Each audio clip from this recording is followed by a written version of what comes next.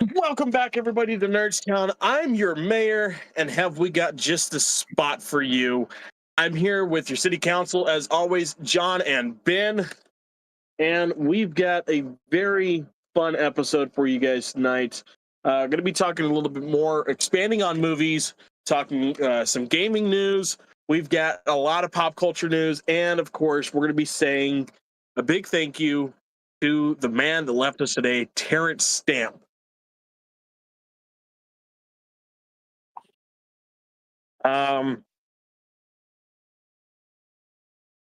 So let's get into that. Terrence Stamp, 87 years old, I want to say. Yeah, died at 87 years old today, born on July 22nd, 1938. If you don't know the name, you definitely know the face. You definitely know a character that he's played in some form or fashion. You might know him as General Zod from the original Superman movies, 1, 2, and 3. You might know him as the guy from Haunted Mansion, the evil butler. You might know him as the guy that convinced Jim Carrey to say yes to everything for an entire movie. Or you might know him from Star Wars Episode 1, A Phantom Menace. Either way, I guarantee you know the man. He's done a lot more than just those films. A lot more. His voice has been lent to narrate several projects themselves. He's done a lot of TV shows throughout his career. Man, I'm trying to find his oldest right here. Let's go IMDb.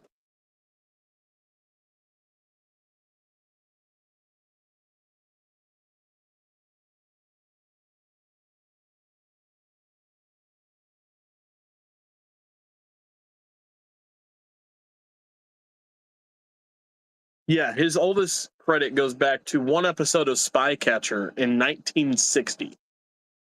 And his last role was in 2021 in a movie called Last Night in Soho. So there you go. Almost a full 40 years of film.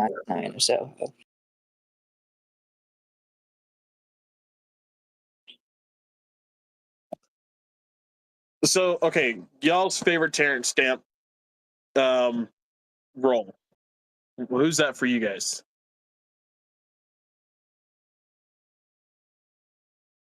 I don't know. I gotta go Haunted Mansion. Haunted Mansion. You know, funny enough, you'd probably think me to side with John about General Zod, but I gotta go the guy from Yes Man. I gotta go because I enjoy Yes Man as a movie. It's probably one of my top Jim Carrey films of all time. So I got yeah. Let's see. Oh crap! Wrong thing. Oh no.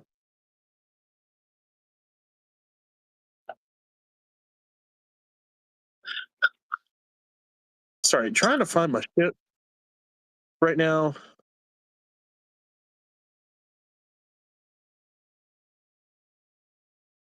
All right. Let's see.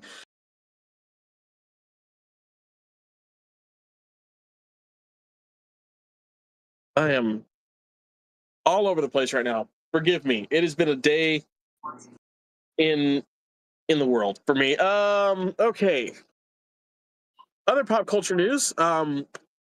Lizard epidemic on TikTok. I've been sucked into that and have honestly sucked these two guys into that. Yeah. Lizard, lizard, lizard, lizard, lizard. So it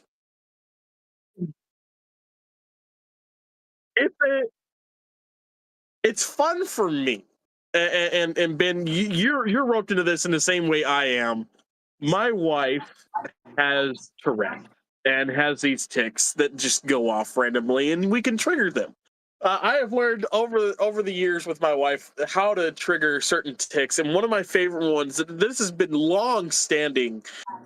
This Well before this before. epidemic, Yeah, well before the epidemic. where all I had to do was stick out my tongue and she'd go lizard, and then the mention of the word lizard would get her going too. And so and it's been a running joke because I call my wife a lizard because it does not matter how warm it is in our room. She's always cold, needs a blanket, has to have one. So I've started calling her a lizard because of that. And then this trend comes around on TikTok. Then this little lizard hitting a button comes around, and I could not stop laughing. I took my headphones out and I just let it go one time, and immediately right next to me in the bed, lizard, lizard, and then a fuck you. She got I gotta ask, how many times have you used the button on her? I lost count after about 455 million times. You're welcome. I have been. Let's see. Some of my favorite of these though has got to be. I enjoyed the I got a feeling lizard edit. Yeah, that one was great. They anticipate. Yes, I enjoyed that purely out of the anticipation. It was just the whole minute build up, and then I got a lizard. I also liked the Shania Twain. Man, I feel like a lizard was pretty great.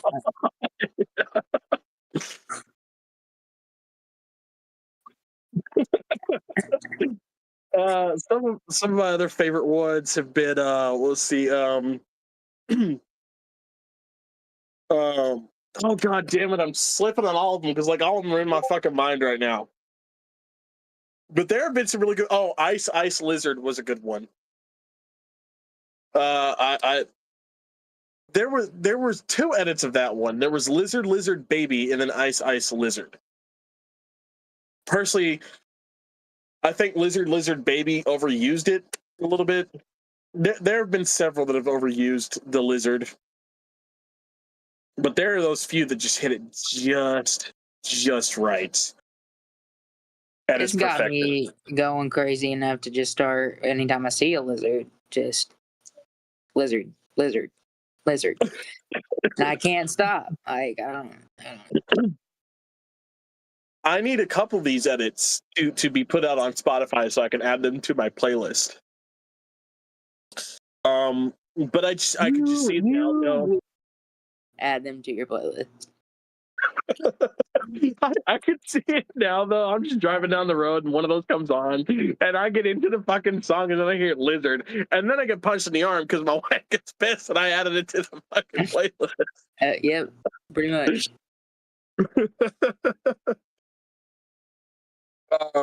Fuck. But dear God, the lizard epidemic has been one of my favorite things, and the funniest part about it came from a total flop in the box office, a box office failure from Disney Pixar, which, mind you, doesn't happen often. It comes from Elio, the new movie Elio. It's an after-credit cutscene. I haven't seen that. Yeah, I haven't either. But apparently, it was a box office failure, but that's where the scene comes from. And I wonder if, because that's where the lizard comes from, if it's going to save that movie when it gets put out on Disney Plus. I mean, it's got me wanting to watch it personally, just to get to that scene, to figure out why the fuck he's just clicking the goddamn button that says lizard. I want to know why he's the rest doing of the movie. Just skip to the damn scene. No, for real. Just watch the after credit scene. And then along with lizard, and it hasn't affected me because, again, I'm not big into anime, but it's been all over my wife's page. All over. K-pop Demon Hunters. All those new songs. Okay, John knows. He's doing the little dance. He's doing a little dance. Yeah. I'm hooked. Yeah, K-pop Demon Hunters has been all over my wife's. I know the songs by heart now, and I haven't seen the film once. I haven't seen it, but No, yeah, I you know it. should watch it. It's so good. It dude. is really It's good. so good. Hannah's It trying to has get me to no watch it. business She says slapping it's, that. yeah. She says it's not the typical anime style. No, It's from it's the not. it's from the same studio that put out the Spider-Verse movie. Yeah. So it has Okay, that well- kind of vibe to it. If you ask me. Okay. I mean, I've been willing to give it a shot. It's just I've been waiting for it to die down so it doesn't flood It's my still page as soon as I watch it. Just because it's every other video for my wife. I mean, just like the lizard has been every other video for me, just about K-pop Demon Hunters has been every other video for my wife. So I'm like waiting for it to die out so it doesn't do that to my For You page when I hit it. Or succumb to the peer pressure and watch it. Yeah, it's not going to die down because they're re-releasing it into theaters so they can qualify for an Oscar. So watch it. No, it wasn't even a theater release. No, they are releasing it into theaters because it did so well on Netflix. Mm-hmm. Okay. So it's a Netflix original. Yes, it's a Netflix original that they decided because it did so well, because they want to qualify. And what other animation films have come out this year that have been any lick of good from what I've heard? Yeah, yeah, honestly. Within the last 5 years. Fuck, I'll raise you within the last 5 years. Shit, you know? I don't know about that. There's been some decent ones in the last 5 years. Leo was pretty good. Also about a lizard. And it's Adam Sandler, so yeah. That's true. I forgot Leo was in the last 5 years. I loved that movie. But and my mom did too, just for the aspect of it being about a teacher or like a teacher's pet. Yeah. More or less, you know, the teaching aspect. Anything that has to do with that gets my mom, you know, in her feels.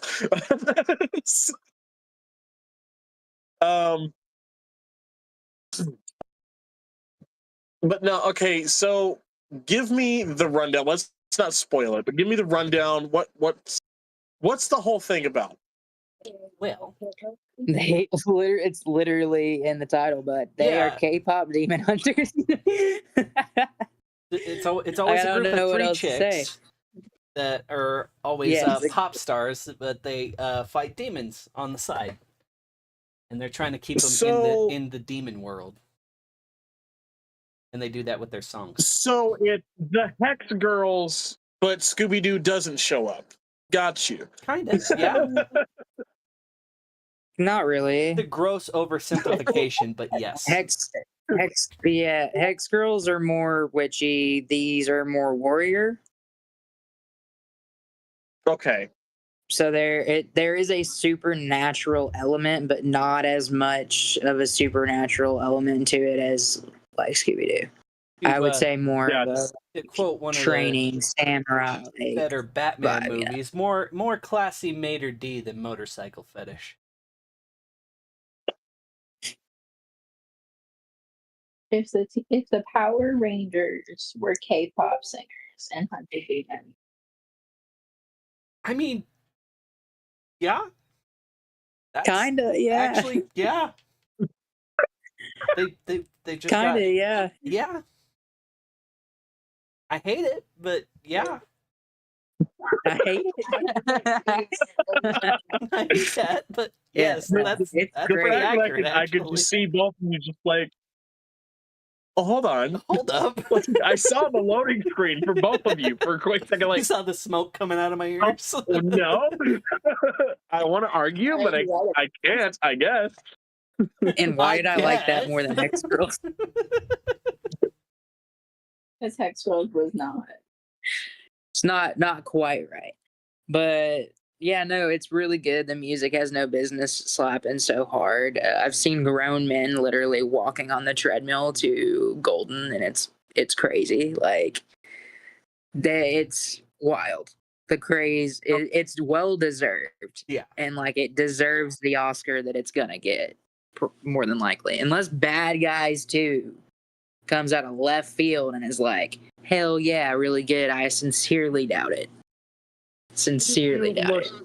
I saw the first Bad Guys. I thought it was great for one-off. I thought it was one of those. It teaches a really good lesson. It's really nice. It didn't need to. Another movie it's Zootopia. Yeah, and that's another one coming out later this year. But okay, so favorite song from the film, Ben, what's your answer? I don't know. Okay, I've touched a nerve. Shit. Okay, well, John, get ready. I'm about to ask you the same thing. Yeah. Ooh, that's a pretty tough call between How It's Done and Soda Pop. Pretty tough call between those two. Valid. I don't know. I like Golden. I'm not gonna lie. But M said Free. That one's pretty and good. Then my roommate said Idol, which Idol is pretty good. Not gonna lie. I've heard Idol a lot. That's the one that usually hits Hannah's phone every. Yeah, you know who covered it? Who? Our Last Night. Oh, okay. Yeah, they did a metal cover of it. But did they do a metal cover of it worthy of their original metal covers, or is it kind of along the lines of the stuff they've been doing? Lately, they've been putting out stuff that is a little bit better. Like they've gotten a little bit better at timing their screams, but I don't know. I haven't listened to this one yet, so I'll let you know. Okay. Well, it sounds like I've got some homework to do. I need to watch this movie, and we will definitely talk about it. K-pop demon. Yeah, you suck. I'm gonna watch that. Have you watched any other movies this week? Again, not the ones you want me to. That's what I thought. M's gonna be caught up on Star Trek by the time you watch one Marvel movie after Endgame. Yeah, it's she's gonna out nerd you, bro. Kids suck, man. I'm telling you. He's gonna be the mayor. I'm coming for your title. Let's see. Other news this week, though, pop culture wise. Dethroning of a Superman. But then again, the question gets to be asked, and it's been asked since the 90s, since the show came out, is this guy even worthy of being Superman? No. Now, in the original days, he fits the bill for the perfect person to play the part. When you break it down and just look at him objectively, not as an actor, not as who the fuck he is, but look at him objectively. He's a half Asian American guy whose family spent time in the internment camps for Japanese Americans. Don't act like it. Oh, I know. Trust me. But, he understands a lot of peril and things like that, and understands the grief that comes with being of a different heritage other than the white race in America. Of course, he's the perfect person to play an immigrant from another planet who has the entire weight of the world on his shoulders. But when it came down to it, whether you say it was his acting or the writing, it sucked. First and foremost, the show Lois and Clark bombed when it aired. It didn't do the numbers. When you think about Superman, you're not thinking about Dean Cain. That's no, you're going to think about David Cornsweet. You're going to think about Henry Cavill, and you're going to think about Christopher Reeve. You're going to think about maybe George Reeves. If you're lucky, you'll think about Tyler Hoechlin and Brandon Routh.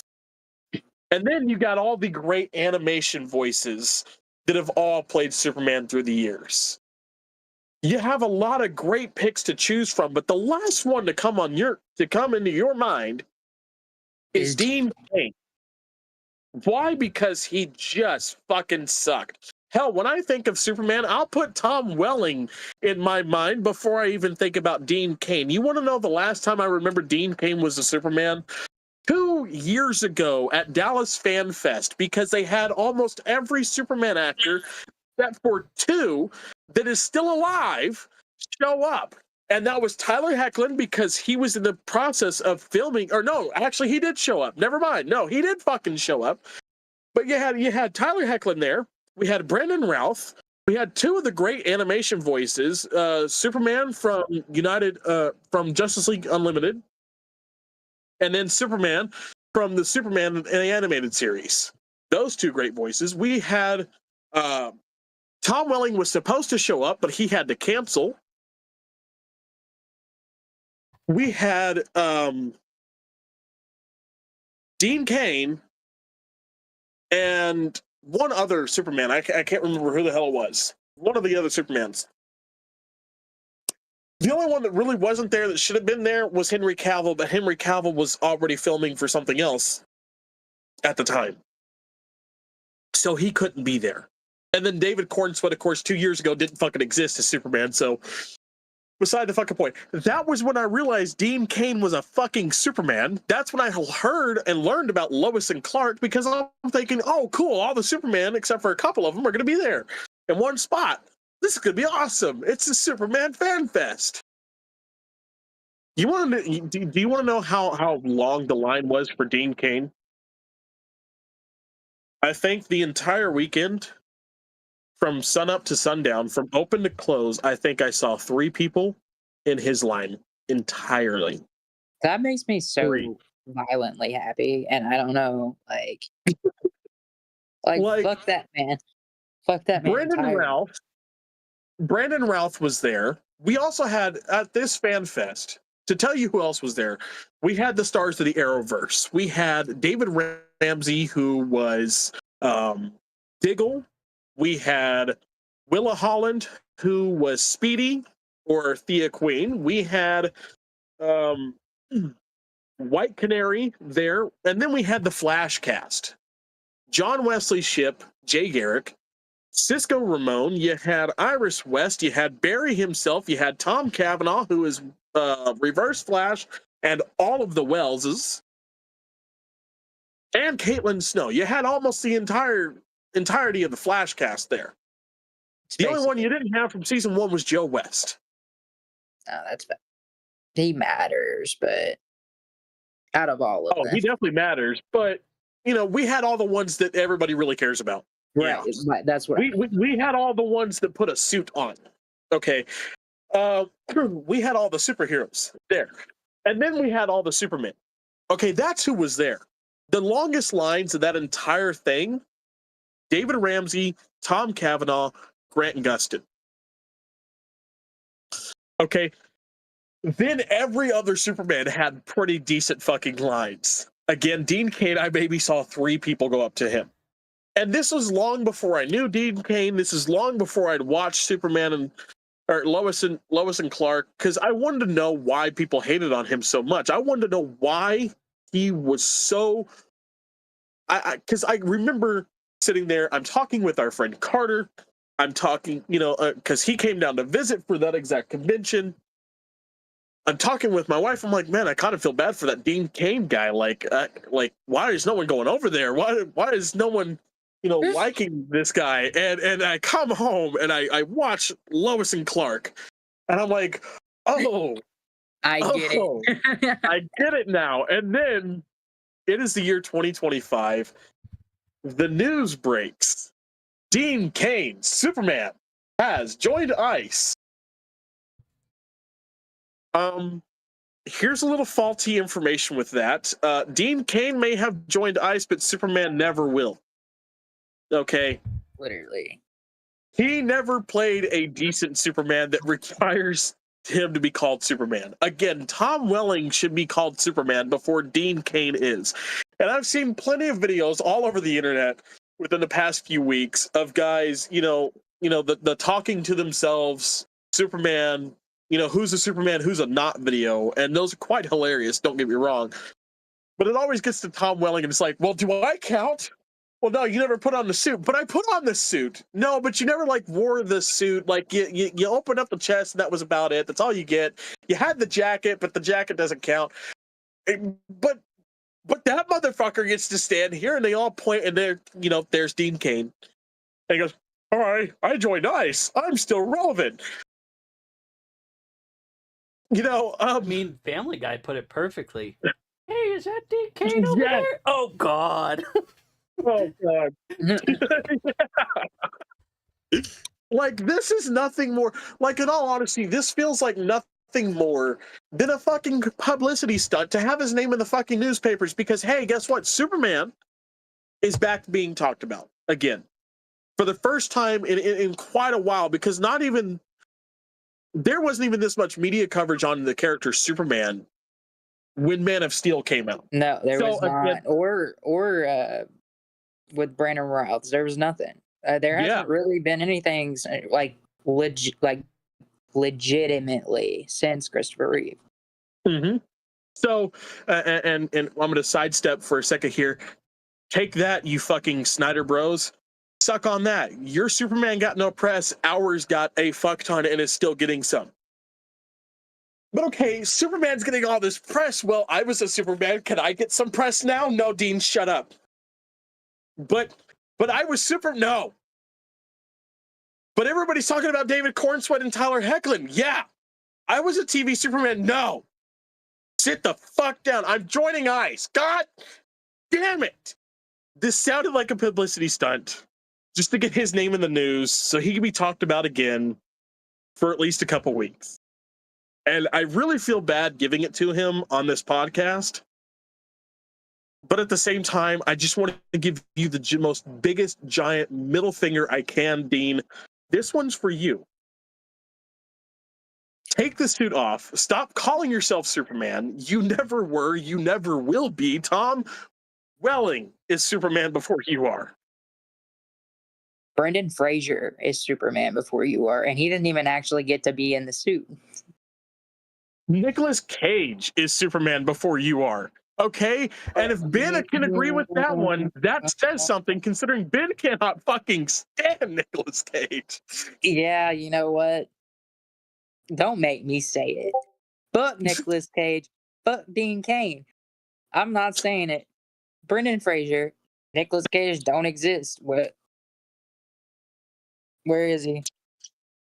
Can't see him. I'm blonde.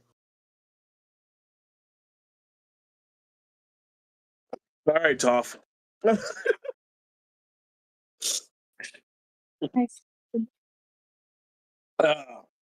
no, I can't. He pisses me off. He really does. I could talk forever on the Superman topic. Who is a Superman? Who's not? Dean Cain is not. Again, it's nothing more than a publicity stunt to get his name heard and for people to remember that he was a Superman.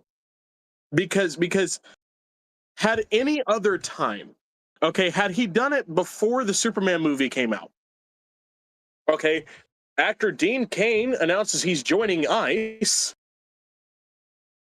You notice a little something different there? You notice a little something different there? No. Because the Superman movie came out, Superman this, Superman that, Superman this, Superman that. Superman actor Dean Cain has decided to join ICE. If Superman can like it, you can too. Fuck no. Not my Superman. And first of all, let's talk about the character of Superman. If Superman was real, all these ICE raids, especially when they get the fuck out the cars and the cars are unmarked, they are unmarked. Superman's whooping ass. Like, he's throwing these bastards into the fucking sun and then telling Lex to get his henchmen off the fucking roads. And then Lex is like, dude, that's not me. Swear to God. Those aren't mine. That's what would fucking happen in this fucking world if Superman was fucking real. Except in this case, Lex would actually be telling the truth. He'd be like, dude, those aren't mine. I swear to God. Swear to God. I may be evil. I may hate you, but I'm not a monster. Not a monster, Jay. Give me a second. But yeah, like Lex would be like, okay, you see this? Yeah, put some blonde hair on it. Oh, it's Trump's fault. Yeah. For once, it's not me, dude. Like, I swear to God, I even want that dude taken care of. That that guy, for fuck's sake. Okay, that's what would happen. Okay. So let's stop calling Dean Cain Superman. He's not fucking Superman. He's a dumbass that thinks joining ICE will get his name written in lights again. Actually, if it could act properly, you might actually get your name in lights. If you were a decent person, you might get your name in the lights one more time. But hell, at this point in time, I gotta wonder, did you actually voice yourself in that Family Guy episode of, hey, look, it's Dean Cain?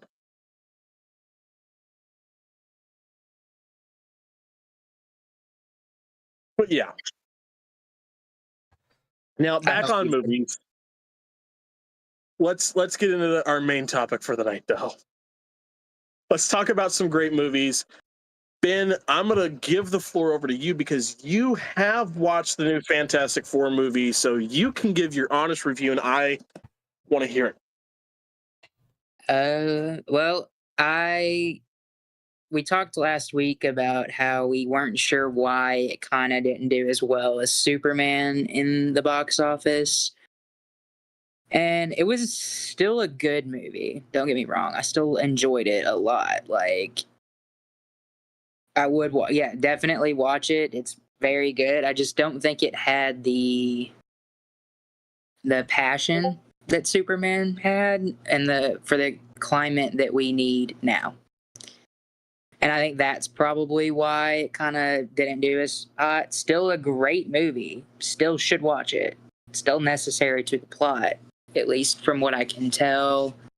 Going forward, I think that the Fantastic Four are going to be a very important role in the MCU. So I definitely think it's necessary and a great movie. Just missing that, like, tug on your heartstring that Superman had. That, I don't know.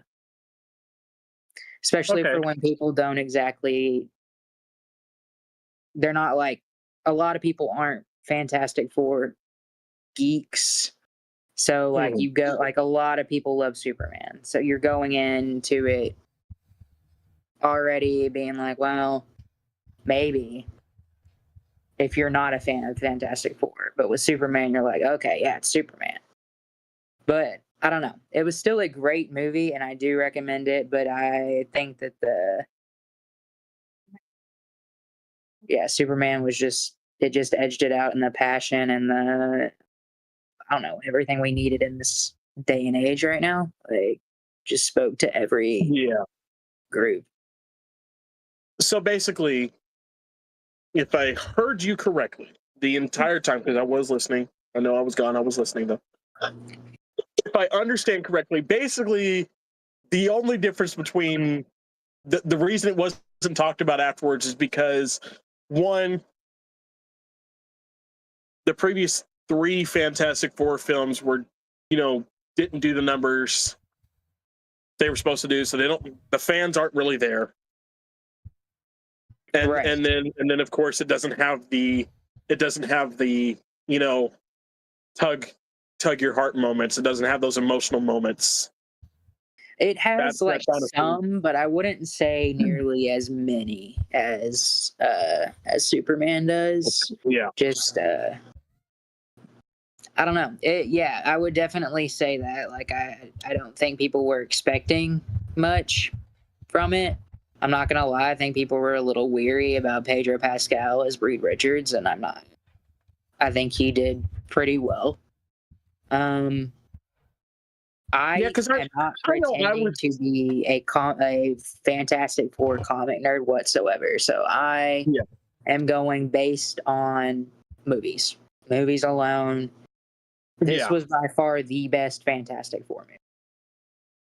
I mean, honestly, I gotta say, I was test, but I was in the crowd of, I'm not sure how Pedro's gonna do as Reed. Yeah. Because, from the jump, I was like, as soon as they announced, okay, Pedro Pascal's going to play Reed Richards, I'm like, no, that's the wrong role for him. Make him Doctor Doom. He'll do a hell of a lot better. Give me someone else's Reed Richards. I don't know who, but not Pedro. Yeah, and clearly they had an idea of bringing back Robert Downey Jr. for Doctor Doom, so that's why he couldn't play Doctor Doom.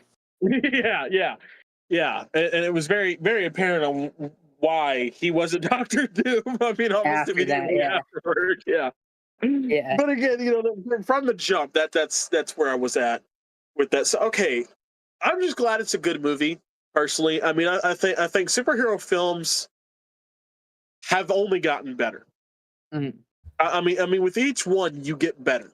With each one that you make, I mean, unless you're DC and you start out with the '89 Batman and the '70s Superman, okay, you're not going to get better than that for like almost 30, 40, 50 years.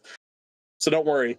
But with Marvel movies, I think each time they make a movie, each time they bring out a superhero, they get better and better and better. Take Sam Raimi's Spider-Man, for example. That will always be my peak Spider-Man. Don't get me wrong. Okay. And that's on nostalgia. I know that's on nostalgia. But fuck off. Tobey is my Spider-Man. But Andrew Garfield came in, and the writing for the character of Spider-Man became more comic accurate. Spider-Man became a jokester. He became a prankster. He became a Achoo. Oh man, I'm so sorry. I just got these allergies, and it's like, if you're gonna look like if you're gonna be a car robber, don't dress like a car robber. Those lines still stick with me because they're fucking hilarious, and they are very much who Spider-Man is. Yeah, the writing on Andrew Garfield's Spider-Man nailed the Spider-Man. Yeah, and then you get Tom Holland, and now Tom Holland's a bit of his own thing. And I think that's why a lot of people love him and a lot of people don't. Is because he's his own thing right currently. He has been his own thing, but not really. He's been an Iron Spider. Okay. From the jump, from the get-go, he's been an Iron Spider. Now we're going to see him as your friendly neighborhood Spider-Man, who's broken, beaten, and depressed. I cannot wait for this movie. I can't wait for depressed Spider-Man. Right? And it sounds bad. Like, you think you'd want good for the people that, are your fucking heroes. But like, no, let's break him down a little bit. He's been too cocky. Okay? He stole things from old people, took disabled people's limbs, and was, not so kind to people of the opposite race when we first saw him with the Avengers, okay? I think he needs a little bit of retribution for that. But again, I love this new suit. I love this look. I love the tone of the movie. Every poster that I've seen, every behind-the-scenes footage that I've seen is all shot through a certain lens that makes everything doomy, gloomy, and I fucking love it. It's given the feel that the writing for Tom Holland's Spider-Man when he is Spider-Man is on the level of Andrew Garfield's writing for the character of Spider-Man. But the movie seems to be written and shot in the style of the Sam Raimi doom and gloom from Spider-Man's 2 and 3. And to be honest with you, I think if you blend those two styles together, we're going to have a really good Spider-Man movie, and I hope it works out. I hope I'm right on that. Me too, because I'd really like, because it's not that I don't love, I like Tom Holland. I do. But I need to see him as confident. I can't right now. He doesn't feel very confident to me. So I need him to have a little bit more confidence as he's getting older, and it just, you would think that somebody that like landed an internship with Tony Stark would have all the fucking confidence in the world. Like, at this point in his career, he should be super confident. He is Iron Spider, so it makes no sense to me. Right. So I really hope by taking him back to bare bones, we're getting the build of the confidence, and then we'll get the confident in the next, or towards the end of this one, whatever. Yeah. And then on that note, the blonde wig. Yeah, I was about to say, scene. yeah. So Sadie she's Sink in a blonde wig. What are we thinking here? well, she's not just in a blonde wig, but she's also, from what people can see, in nerdy clothing. So I'm leaning more Gwen. Okay. I mean, I could see it. I can't. If they're going more Gwen and not what we see in, like, let me look this up real quick. I want to, like, because I mean, like, depends on what variant we're going for, right? Because I mean, if you think about it, the last two sets of Spider-Man movies have both hired red-haired actors to play Gwen Stacy. You had Bryce Dallas Howard in Spider-Man 3, and you had fuck, I'm blanking on her name, in Amazing Spider-Man. Emma Stone. Thank you. I mean, it's not like it's something they couldn't do. I mean, I could see it, but it's a little bit difficult to picture. I see that more than Felicia Hardy, though. Yeah. Right. I definitely see that more. I can see her nailing Gwen pretty well. She's kind of spunky, but smart in most of her roles, so I feel like she could nail it. I just hope that they don't do her dirty with a wig. Like and then can we just avoid the Gwen death scene, please? Like, I know, I'm like. No, for real. Can they just? But then again, how are we gonna incorporate this whole MJ Gwen thing? But like, fuck you! I don't want to deal with it again. All right, look, Emma Stone's was already hard enough. I don't want to do it. All right, you kiss my ass. And Emma Stone, it seems I like have those to really prepare break my myself neck. to watch Amazing Spider-Man 2. Still, to this day, I have to prepare myself to watch Amazing Spider-Man 2. Yeah. And I've got a video to send to y'all. Fuck you. Dude, I'll be sending them all the time. I'll tell you which one though that really fucks me up, and I don't expect it to every time. Like, I kind of chuckle, but it's like one of those like, I shouldn't be laughing about this kind of chuckles. Is the Lego scene from Amazing Spider-Man 2? Like, every goddamn time, and the chuckle comes from the fucking sound. Okay, that the Lego makes the Lego burst apart, because it's fucking hilarious. Because I've played enough Lego games that sound is just ingrained with me falling off a fucking roof or a cliff I shouldn't be fucking falling off of. I can hear it. So I laugh every time that happens. I can hear it in my brain. But then I'm watching this fucking Gwen Stacy, and then like, ah! I don't like it, all right? I shouldn't be laughing at that, but that's fucking hilarious. Hilarious.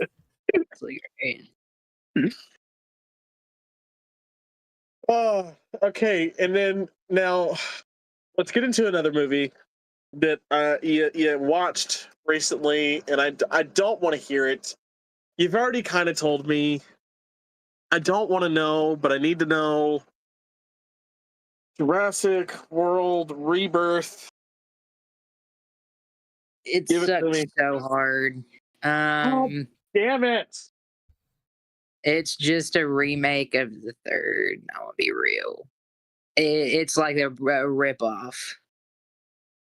The fuck? I guess the ending is kind of cool, but past that, like, I don't know. It just feels kind of cheap. Okay. My question, because ever since the fucking trailer. And the fucking D-Rex on the trailer. Even in the trailer, it looked fucking retarded. How fucking stupid does it actually look? It looks like a blown up version of Predator. It's awful, dude. It is so bad. So bad. And me and my roommate were trying to figure out what the hell the other cross combination mutated dinosaur they made was. And it's a raptor and a pterodon. And we were like, okay, that makes sense when you know what it's supposed to be. Yeah. But we had to look it up. Okay, and then... Because look, I'm going to be honest. Ever since I saw the D-Rex in the fucking trailer, I kept asking, what's the D stand for? Down syndrome Rex? I mean, like, not trying to be a dick here, but like, what the fuck? It looked stupid in its little containment unit. I can only imagine what it looks like outside of the containment unit. Yes, I could go on Google right now. I could look it up. I don't want to. I'm just going to wait for the movie to drop on one of the streaming services and watch it then and be thoroughly pissed off with the Jurassic franchise.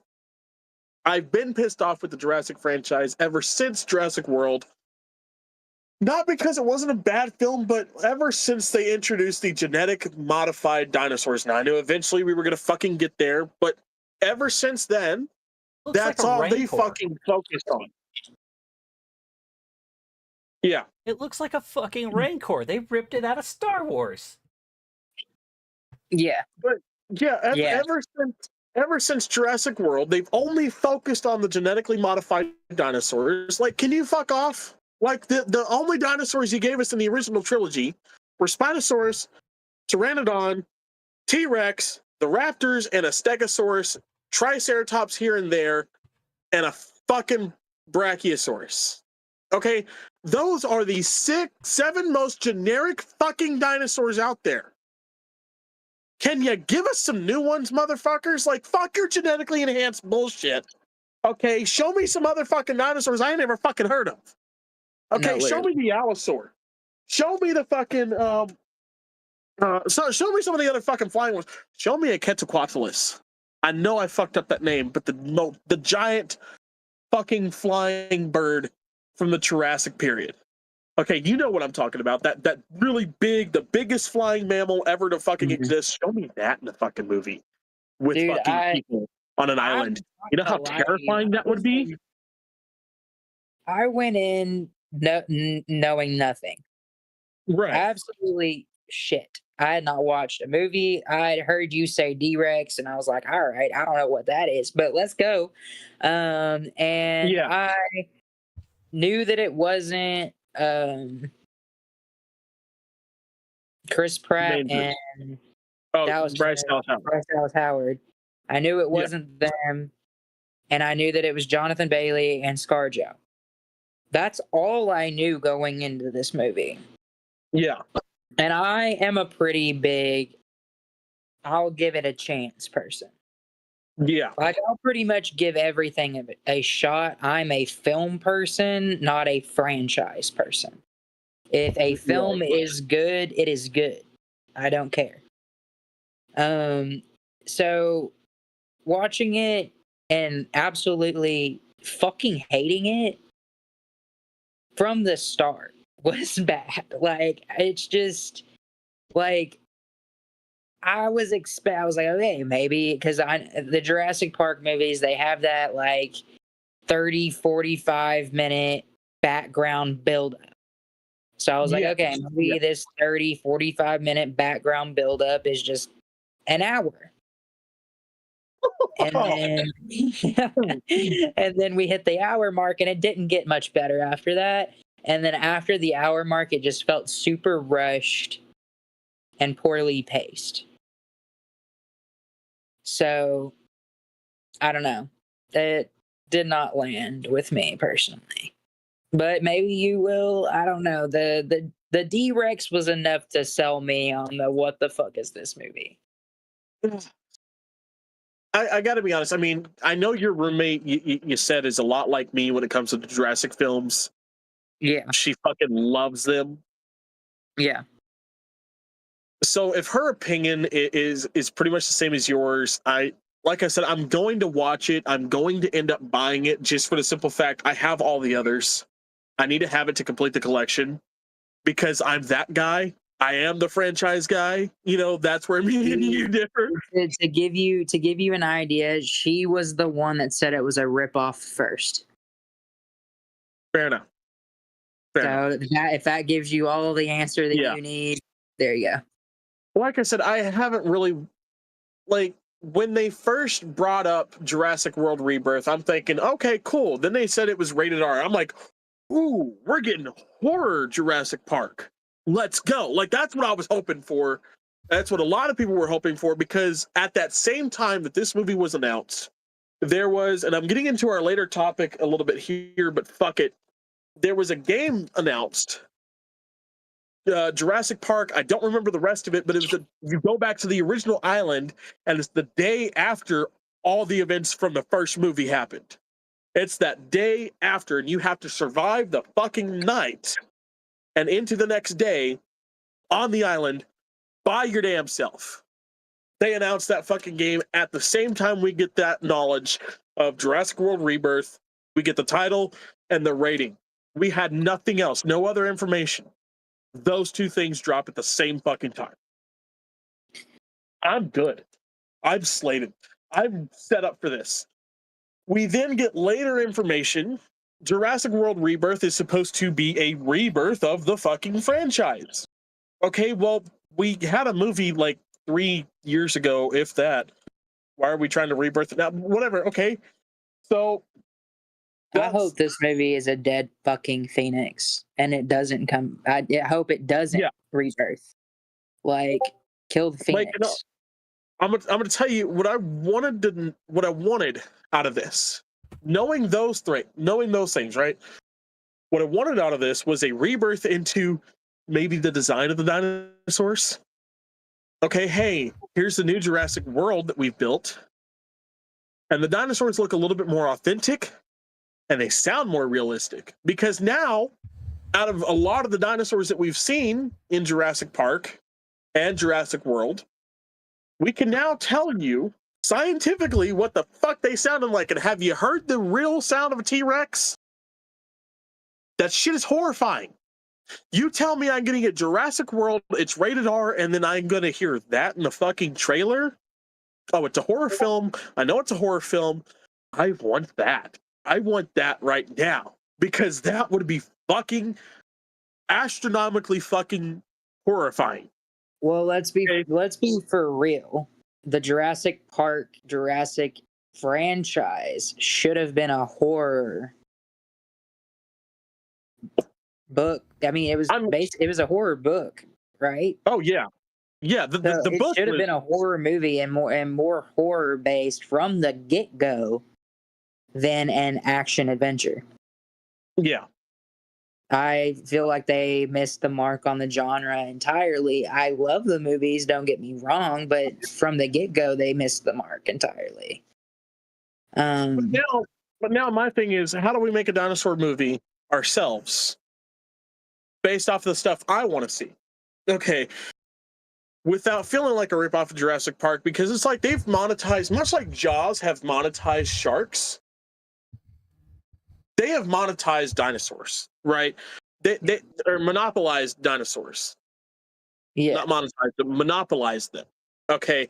The Jurassic franchise has monopolized them, much like Jaws monopolized fucking sharks. They monopolized sharks so bad that the only other shark movies that have come out recently had to use a completely different shark. Not the great white, no, the goddamn megalodon. Which, the Meg 2, great. Oh yeah, I mean, I've seen both of them. They're really good movies. Don't get me wrong. I'm not saying they're shit by any means. I'm just saying. I was just saying I didn't really care for the first one, but the second one I actually really did enjoy. Yeah, they were great. As a shark person, I enjoyed them both personally. I mean, the second one is way better than the first one, but I enjoyed them both. Still liked the first one, but the second one to me was just a way better. That it doesn't. I don't know. It kind of way overweighs the first one for me. Yeah. But I mean, even the 40 meters down. Homie, chill. Even the 47 meters down movies, we're getting into sharks now. Sharks got to be a whole other day. Yeah. But again, it's just upsetting with the news about Rebirth that you've given me. It's upsetting. I'm gonna end up watching the movie. I can see where they tried to make it a horror movie. Yeah. And maybe to somebody that's not a horror buff, it will be. But you telling me that this is a horror movie, I don't see that. I don't think it was supposed to be. Like I said, that was my inference. Again, because when the news dropped, it was, here's the title, it's Jurassic World Rebirth, and it's rated R. That's what we got.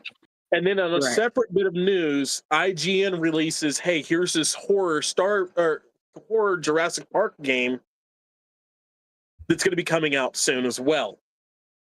Mm-hmm. And so I'm thinking, well, if the movie is rated R, it's definitely going to be a horror film. Because the only other reason to rate a movie R these days is there's a pair of fucking tits that come out. And I don't need to see some fucking titties with some dinosaurs, okay, personally. Like, if I want to watch titties, I'll go watch an actual horror movie. Okay? I don't know why it was rated R. I'm going to be real. I don't know. Maybe they said fuck more than 3 times. Yeah, maybe they said fuck more than 3 times. Maybe. I mean, honestly, because, again, the only real reason movies rate themselves R anymore is because the amount of gore and shit, because it's a fucking horror film. Right.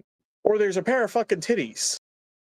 Or because most horror films start off with a pair of titties, it's fucking both. So, but again, I don't need to see titties with my T-Rex, okay? It's not rated R anymore. It is officially now rated PG-13. So then what the fuck? Intense sequences of violence, action, bloody images, suggestive references, language, and drug references. So basically everything that's in the other ones. I mean, yeah, the D-Rex it's a creature feature. That's about the only thing that I could give like the horror element in that regard. But I agree with you. If they came out with a Jurassic horror movie, I'd be down for that. But right. I can see the same shit every fucking time after it made me want to rewatch the third one to see it done right. And I just rewatched the third one. Yeah. Let me just put it like this. If you're gonna make a Jurassic horror film, here's how you open it. Okay, here's how both the movie and the trailer open. You're standing there, or your actors are standing there in an open fucking field, sweat dripping down them, and you hear the sound of the T-Rex. You don't see it, nothing else. It's dark as fuck outside. You hear the actual sound of a real T-Rex, not the Jurassic T-Rex, not the roar. Yo, the real sound. Let me see if I can pull this up for you guys. I know that both of y'all probably heard it, but I fucking love it. It gives me chills no matter when I'm listening to it.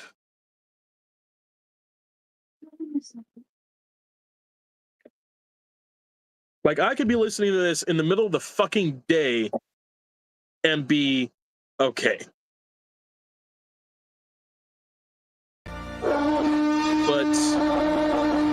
And not be okay with this thing.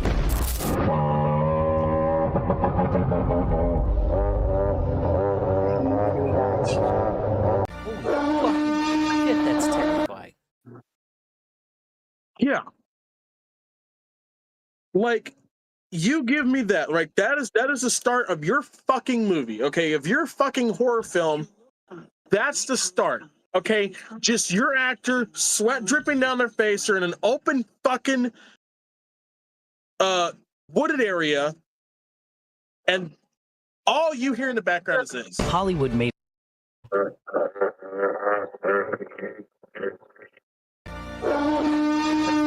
here's the really scary part. Do you know how far away that sound would actually be for it to sound just like that? Over 2 fucking miles away. Okay? That gives me the heebie-jeebies. Exactly. That's why it'd be a perfect start to a fucking horror Jurassic film. But I digress. We're not going to get that, are we, Jurassic Park franchise? No, probably not. But that's okay. I'm just going to read the book. Yeah. Yeah. Just don't read it by yourself in the woods. I've done a lot of things in the woods that would be questionable that I should have not done in the woods. So, having actually don't read the book, me. that is not a Don't book I read in the wood. Like if I was camping or something, that book ain't coming with me. It is staying right the fuck at home, and I'm forgetting it exists. Don't threaten me with a good time, John. Dude, that book is, I love it to death. I really do. But it is so fucking way worse than the original film. It is like, okay, terrifying. originally for Jurassic Park, long before Steven Spielberg signed on, there was another director to direct Jurassic Park. And Michael, the writer of the book, was on board to be a producer. Now, his name still is executive producer in the Jurassic Park movie that we got. Yeah, tell me there's something that. But he was not attached to the film in any other way than the characters and the name Jurassic Park. Kind of like the Tim original Burton with film, Batman Forever. They'd started filming the original film. Okay, based off of the book, and they did a test with it. With the little snippet that they had filmed, they did a test for test audience. It was so dark and gruesome that the studio stepped in and was like, okay, no, we need to rewrite, figure this fucker out. And they bring in, they fire that director. They bring in Steven Spielberg. Steven Spielberg brings in his team of writers. They get together. They rework the book into what we got in that movie. And Michael, the writer of the book, was like, this is not really my movie, but I guess it'll be okay, fine, whatever, stamp of approval. But he was not attached to the movie in any way, shape, or form.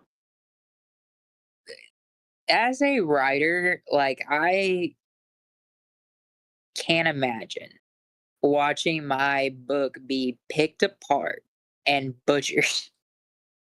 Like, okay. You know how shit the Twilight movies are compared to the books? Yeah.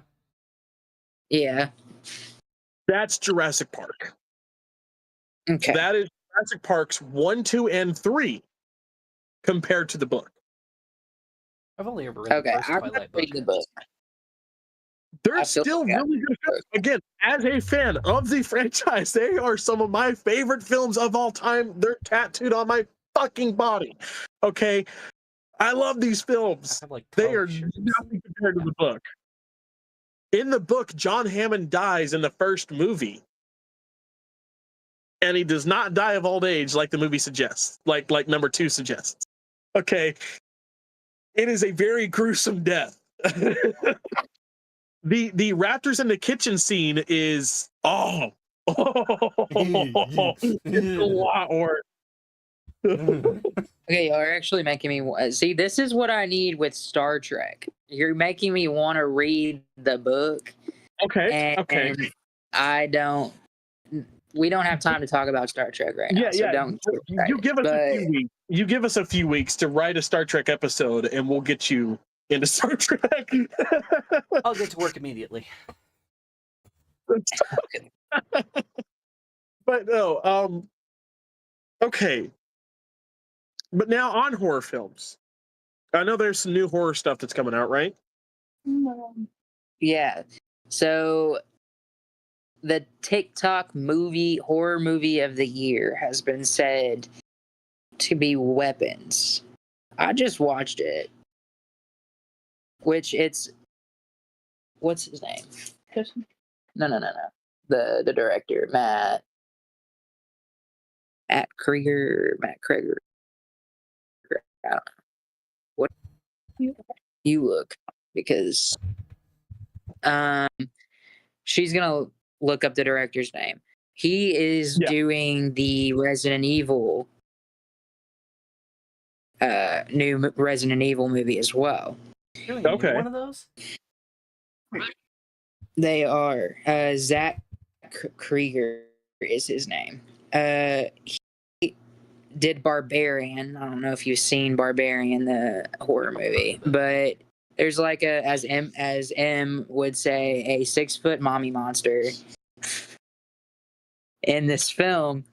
And so me and M have these speculations because this weapons movie is about a bunch of kids that go missing in the night, which is really fucking weird given the missing children in Virginia and all of that. Anyway, so it's about these missing children. So we thought that because we heard that they were connected. So we were watching this film, and I'm expecting so much from this film. And granted, some of the kills are great. Yeah, it was still good. But with everybody like, it's the best horror movie of the year. Clearly, you didn't watch Sinners. I was about to ask, how does this compare to Sinners? And then secondly, TikTok movie of the year. That's kind of like, ever since you said that, I've been I don't know about that because TikTok. Sometimes for horror though, TikTok movies suggestions pop off, and so we were really kind of looking forward to, and we've been looking forward to because of the connection. Right. But there was like literally no, at least from what we can tell, the only connection between the two films is that Justin Long sells his house and lives. For once, Justin Long lives in a horror movie. 2025. It took him this long. But almost like Sean. He didn't even live in Dodgeball. But yeah, no, that's literally the only connection from what I can tell. It's still good. It's still good. And there's some great kills in it. And if you want to watch some children go absolutely insane, it's a fun movie, but not worth or not as much hype, I guess. So still good, not as much hype. There was another horror movie though that I came out of left field that I thought I was going to hate. Okay. And it's a great body horror movie called Together. It's got Alison Brie. Yeah, I've heard a little bit about it. Yeah, it's got Alison Brie and Dave Franco in it, who are actually married in real life. So, like, watching them basically fuse together through this entire film, and, like, they have to, like, separate from each other, like, being stuck with your partner in that position, I don't know. It gives you a little bit of anxiety. I thought it was going to suck ass. But it actually pleasantly surprised me. I wouldn't say best horror movie of the year, but it is. If you can get past the weird body horror, because a lot of people can't do body horror, it's pretty good. I gotta ask, because let's see what's come out this year. Sinners, Terrifier 3 came out earlier this year. No, came out in November of 2024. Oh, it was November. Okay. Well, either way, we've had a lot of good horror films come out this year. I know you being the Bloodlines was pretty good too. Yeah, you being the horror buff. Your favorite horror movie of the year so far? I mean, we're only in August. Yeah, hold on. Let me pull up a list because I might have to watch them and I'll do that I've seen so far. Yeah, that you've seen so far. I'll give you a rundown. Dreamboat is another movie with David Howard Thornton in it. He plays a little Mickey Mouse knockoff Screamboat. He plays Screamboat Willie. So it's a little tiny Steamboat Willie horror character that goes around and slaughters everybody on this like steamboat.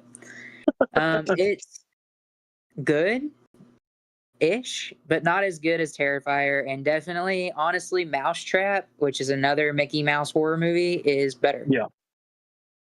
Okay. It's more cheesy, but the plot line is better. What has come? We've seen. Yeah. Weapons together. Yeah, so we've seen Weapons. Together. We've seen Together. We still need to watch Megan, and what was the other one?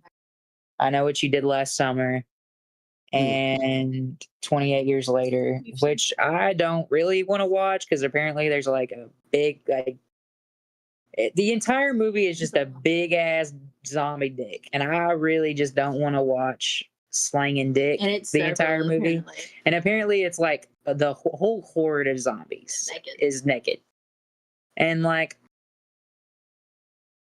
one nudity scene is one thing, but I really don't want to. That's terrifying. Naked people running, no.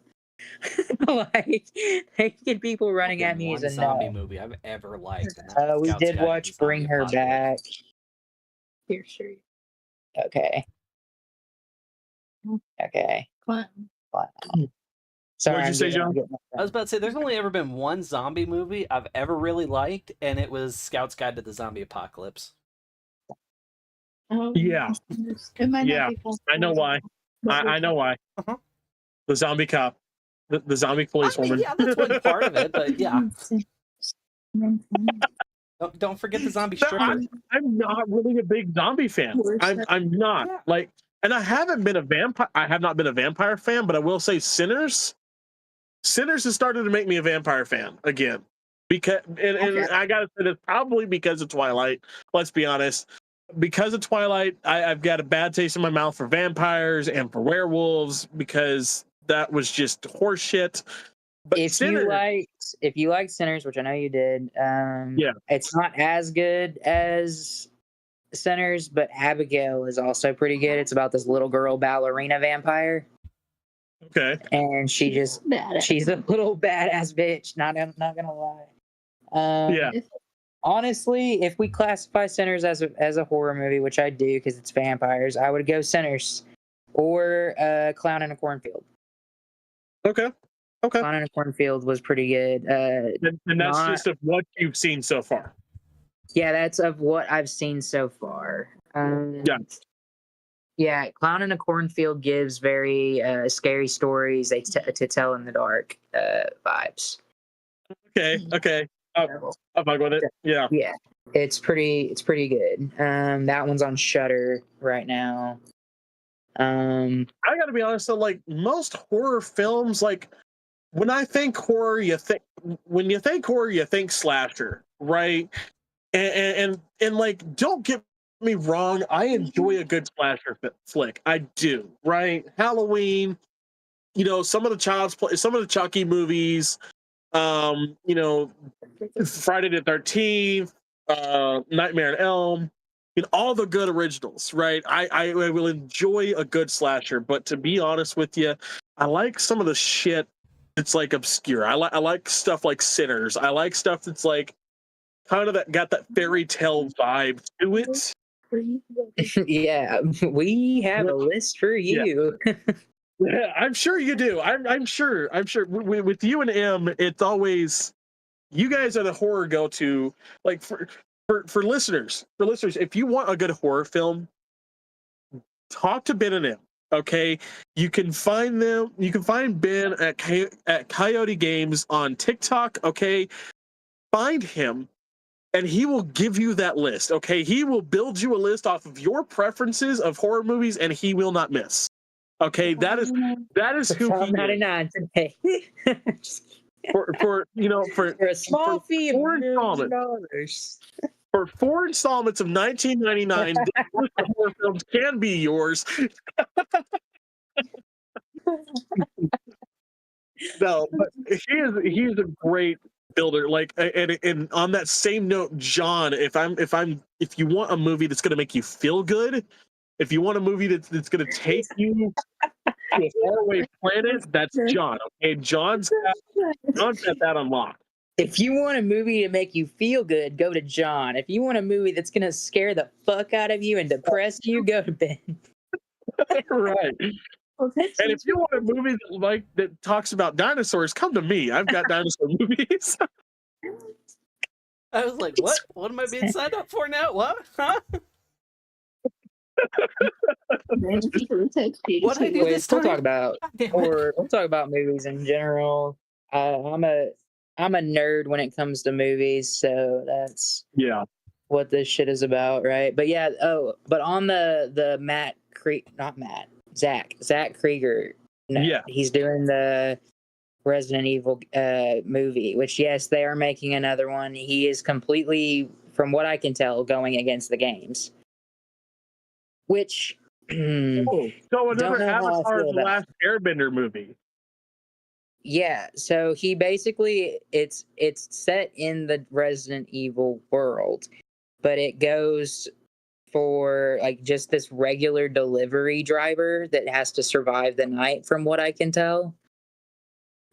So like it's a cool take. Like I'm gonna watch it, but he does put out really good movies. But I don't know how I feel about it because we still haven't really gotten a good representation of the game. So I would really like somebody to do a good representation of the game. Darn, I was hoping for an 8-foot tall goth mommy. Yeah, give me Village. Give me Biohazard and give me Village. Stop with the Leon. Stop with the Redfield. Stop. I feel like I need a just give me my Lady Dimitrescu right now. I feel like I need a fly swatter. Right. Yeah. Yes. So wait. His take on this is set in the Resident Evil universe, but it has nothing to do with any of the characters that we know. From what I can tell, no. So this is more or less basically a like Star Wars Rogue One. Yes. It's like a bottle. It's like a bottle. I can vibe with that. Yeah. Because personally, it's shit like that I kind of vibe with, right? Like, I fucking love those types of things where you explore a little bit of the universe that you don't normally think of. Like, like you might cross your mind, like, well, how would this work in that universe? And then someone makes a film about it. You're like, oh shit, let's go. You've also got a better chance because here's my thing. Like an original story, almost, in that universe. Right. Yeah. Here's my thing. If you're going to do an original story, great. That's great. I'm here for it. But if you're gonna do a remake of the game, do it fucking right. So I'm glad that he's not gonna butcher the game. Like, right. Because so, there's that. Because like the original Mortal Kombat movie, like the Avatar: The Last Airbender live action movie, like some of the Resident Evil movies, there is no war in Boxing Day. No. Okay, I'll say it because I'm the hot take person. Yeah. What are you gonna say? That first Mortal Kombat movie was actually kind of decent. It's the second one where things go to shit. The first one was actually kind of decent. Like, it wasn't horrible, but it wasn't great. But the second one is absolute dog shit, and it doesn't exist. I'm just saying, we don't talk about the first one. The first one feels like, and don't get me wrong here, it's an enjoyable movie when you take it out of the Mortal Kombat universe. But the first one, I get. I'm gonna say it like this: they set up the Mortal Kombat fights the same way a Jack Black movie sets up the ping pong fights that he has to go through.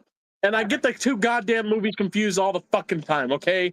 It feels like Balls of fucking Fury when I'm watching this fucking Mortal Kombat movie. And if I want to watch a Mortal Kombat movie, I want it to feel like Mortal Kombat and not Jack Black's Balls of fucking Fury.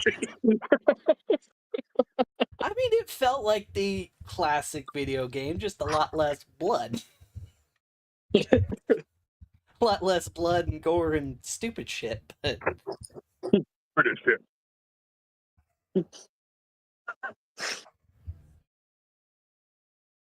But oh god. Oh, but yeah, on the game note, the Until Dawn movie, that was that was the worst. We talked about that, I think, last week, right? That was by far the worst horror movie of this year. No, because I want to put War of the Worlds on there. Street, the third Fear Street, fourth Fear Street.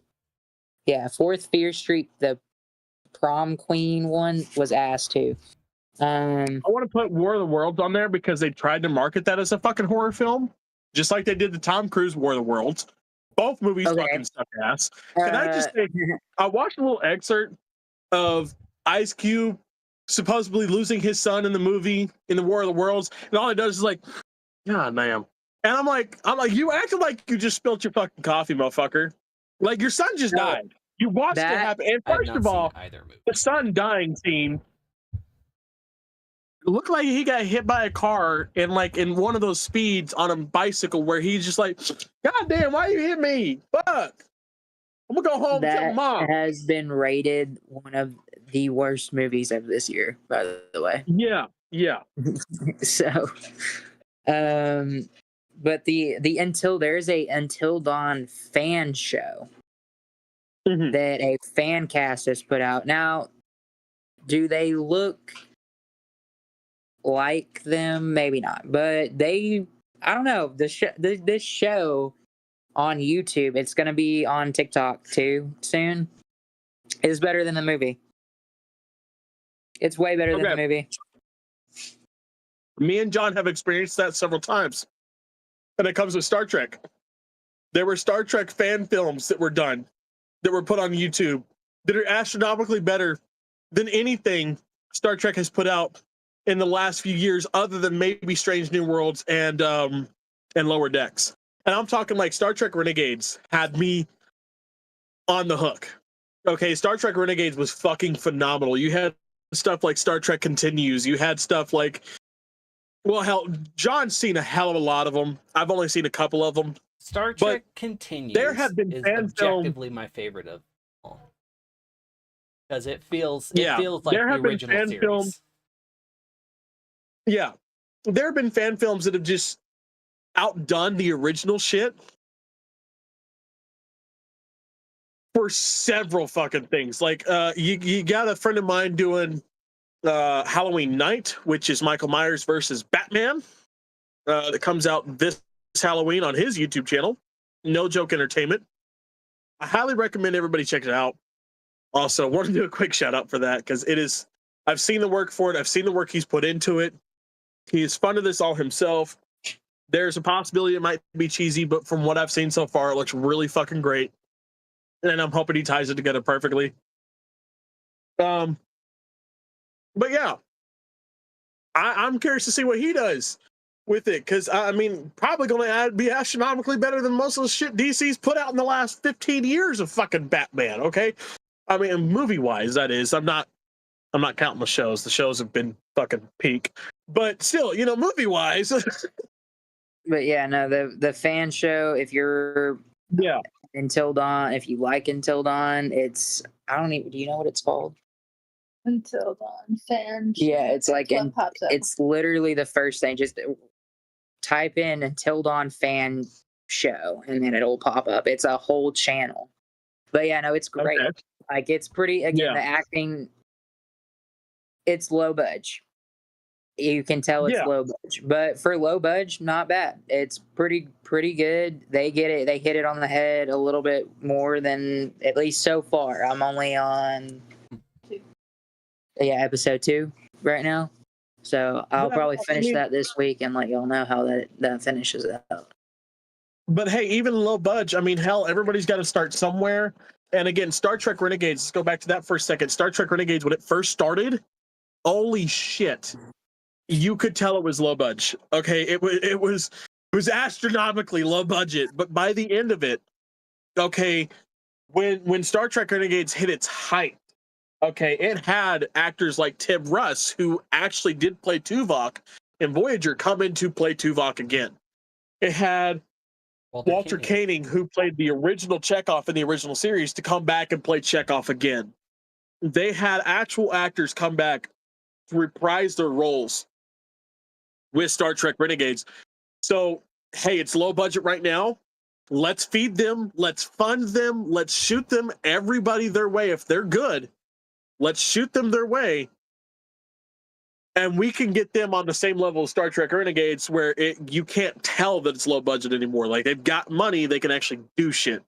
You know? Yeah, so like next week I'll try to finish that out this week, and then next week I'll have the like actual name of them so that it and let y'all know what I think, because I have loved that game since I was a teenager. So yeah, you fought like hell to get me to play the game, which I still mad at you at because goddamn those fucking jump scares in games. Did you finish it? Did you ever finish it? Did you ever finish it? You did? Okay. Yeah. I did not. I think I saved, 3 or 4 people? Yeah, I think you're right. Yeah. It was like, I couldn't save everybody, but one of the people I did save, I didn't want to save it. It was that fucking bitch that you know who I'm talking about. Emily. Could not fucking I try to kill her purposefully every time. I tried like hell to kill that bitch, and she just kept coming back. Like, I mean, are you fucking serious?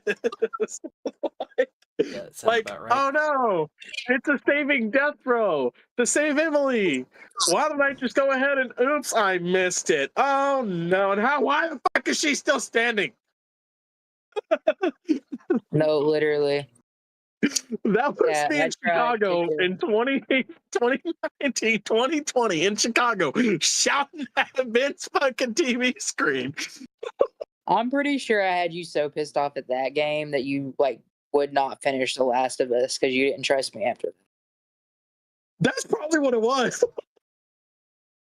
I should have started you on The Last of Us. Because that freaking Pookie out. Not wise. But also look, when it comes to gaming, when it comes to movies, I know a jump scare is going to happen. I know when the fake jump scare is going to happen, and I know when the real jump scare is going to happen. So I can usually disembody myself from the fucking movie to let the jump scare happen and not go, just go, cool. Games, I can't do that. You cannot break yourself out of a game, because even if you try to break yourself out of a fucking game long enough to get rid of the jump scare, guess what, motherfucker? Especially Until Dawn, you still gotta focus to press buttons, and guess what? That jump scare, it ain't coming when you think it is. No. You know what's worse? You know what's worse? The Impatient, which it's its prequel, Until Dawn's prequel, and it's entirely in VR. Yeah, it's fucking insane. Oh, you talking about? Are you also talking about Rush of Blood? Because Rush of Blood is Until Dawn. Rush of Blood is entirely VR too.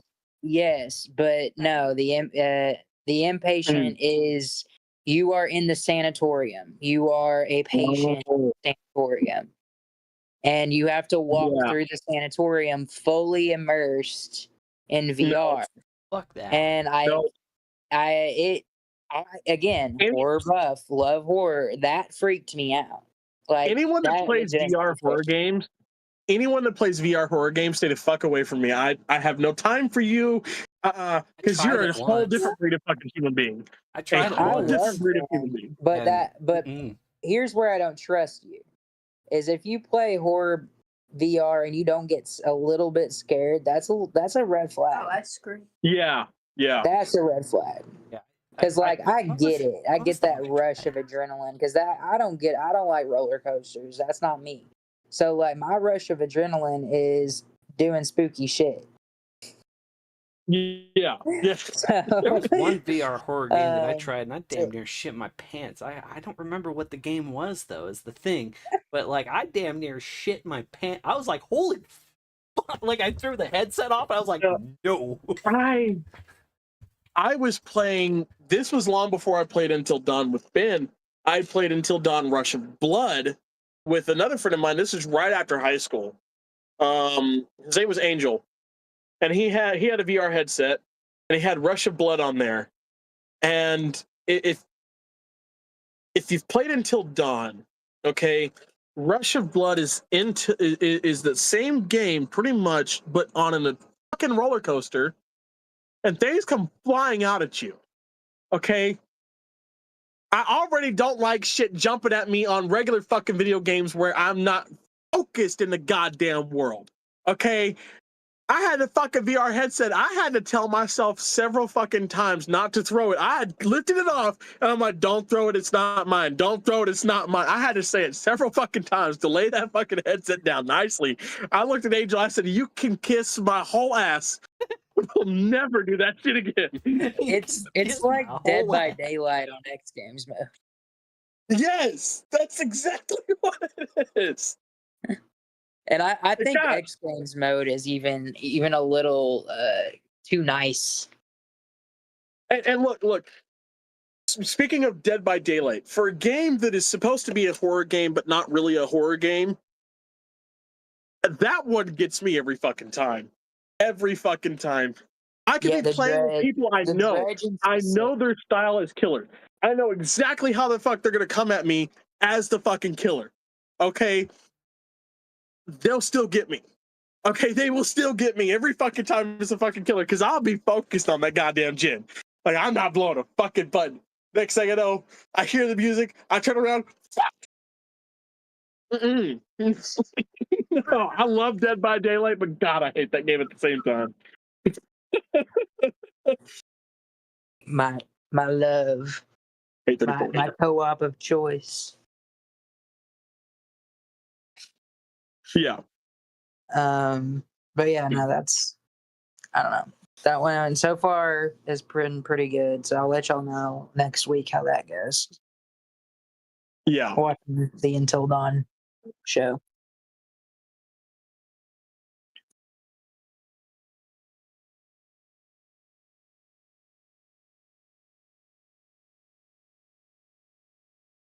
Okay. And then speaking of games that are just objectively meant to just piss you off, talk about Injustice. John, you really wanted to talk about Injustice. First and foremost, I love the Injustice games. I love the storylines behind them. The only problem I have with the Injustice games is what they did to my boy Nightwing. Okay? That was some horse shit. You gonna take the acrobat. You gonna take the motherfucker that has survived being 300 feet up in the air with his family dangling on a fucking tightrope, and he's gonna slip on a rock and break his neck? Bullshit. Bull fucking shit. But that's the only issue I have with the Injustice games. I mean, he didn't actually slip on a rock. I can't stand the fighting style. I've never played them. This is not my field. Like Damien threw. I think Damien threw like the hilt of his sword at him, like not intending to kill him, just like knock your shit off, butthole, and like he knocked him over, and then he hit his neck on a rock. He didn't slip per se, like. And yes, Damien did kill him, but it was an accident. Like I almost feel bad for Damien sometimes in the Injustice universe, but then I'm like, I don't know. Like I'm on the fence about it. I hate he just didn't land his skill check. Like fuck you. He rolled really poorly on that D20. Yeah, he did. No, he rolled a 1. It doesn't matter. A nat 1 at that. No, it doesn't matter what universe it is. I can't stand Damien. Damien's a prick. There hasn't been a version of Damien I have liked yet. I think that's kind of the point there. Yeah. No, don't get me wrong. Like Jason Todd is written to be the prick. Okay, he's meant to be the one that's gonna push every fucking button and every boundary that Batman has. But I love him for it. Damien's just a dick just to be a fucking dick. Like he's just saying, like, I could kill you if I want to, but I don't want to, or maybe I do. But shut the fuck up. Well, like the animated Injustice movie puts it perfectly. Then Dick just says, "You're 14. How are you the darkest thing in this cave?" Like go to HBO Max and watch the Injustice movie, and yeah. I understand who his parents are. Like let's talk about who the fuck Damian Wayne is. Okay, first and foremost, his parents are Talia al Ghul and Bruce fucking Wayne. Okay, Bruce is let's be honest, Bruce is not Bruce. Okay, the true person is Batman. The real person is Batman, and Batman is a fucking asshole. Okay, he's gonna piss you off. Then you have Talia al Ghul, whose whole mission in life is to just kill everything, and then maybe occasionally fuck Batman. And what do you Drug do Batman when and you then put fuck two him. crazies together? Not and just then, fuck Batman, but drug him first.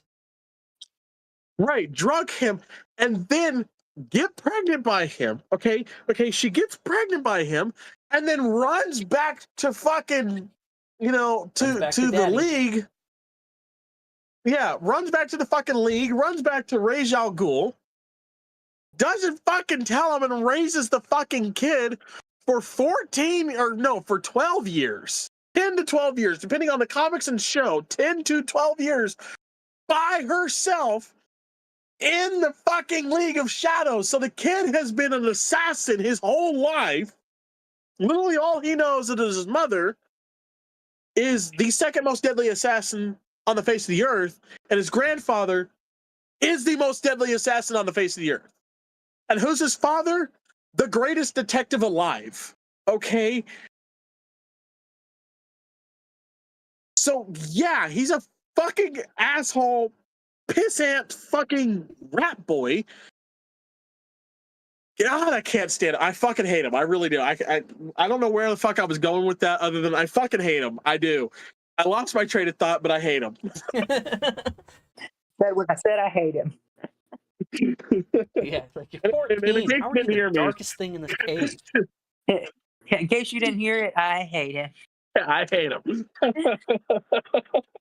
Like I said, I feel like Damian gets a bad rap in those games. Like I said, I'm on the fence about it because yes, it was an accident, but it was an accident that killed my boy Dick. Like, right. And look, I will say though, when it comes to the games, Damian is on the right side. Through and through, like, yes, he's a fucking pissant, but he's on the right side. The Injustice games, for those of you that don't know, let's set up this universe for you. Okay? The Injustice games start when Joker's having a fun day in Metropolis. And he kills Lois Lane. Ooh, but not just Lois Lane. I was about to say important side note. A pregnant Lois Lane. He himself does not kill Lois Lane. He gets Superman to do it. Yeah. He makes Superman kill Lois Lane, who is pregnant with their child. Okay. Now, this is where a very fun universe has spanned. There have been two universes that span from this single moment. The moment in which Superman goes fucking nuts and kills Joker and then basically enacts superhero martial law, which is the Injustice games. And then there's the moment, and then there's the other side of the coin flip where he gets broken. He's depressed, he does nothing, and he never wears the cape again. Both of those comic sets and both of those game sets are fucking phenomenal stories. I love them both. But the Injustice version, okay? So yeah, Superman kills Lois because of Joker, also killing their unborn child. He then murks Joker, okay? And with the most chilling line, mind you. I fucking love this line personally. I'm going to do what Batman should have done a long time ago. Like, takes his fucking head from his body like he's a fucking Lego character. Okay, mind you. That's great, honestly. Yeah. And not to mention that when Superman killed Lois, her heartbeat was tied to a trigger which nuked Metropolis as well. Yeah. So it blew up Metropolis as well. Yeah, that's right. I forgot that step. So yeah. And then Superman just starts taking over little by little. You think he's going to be okay.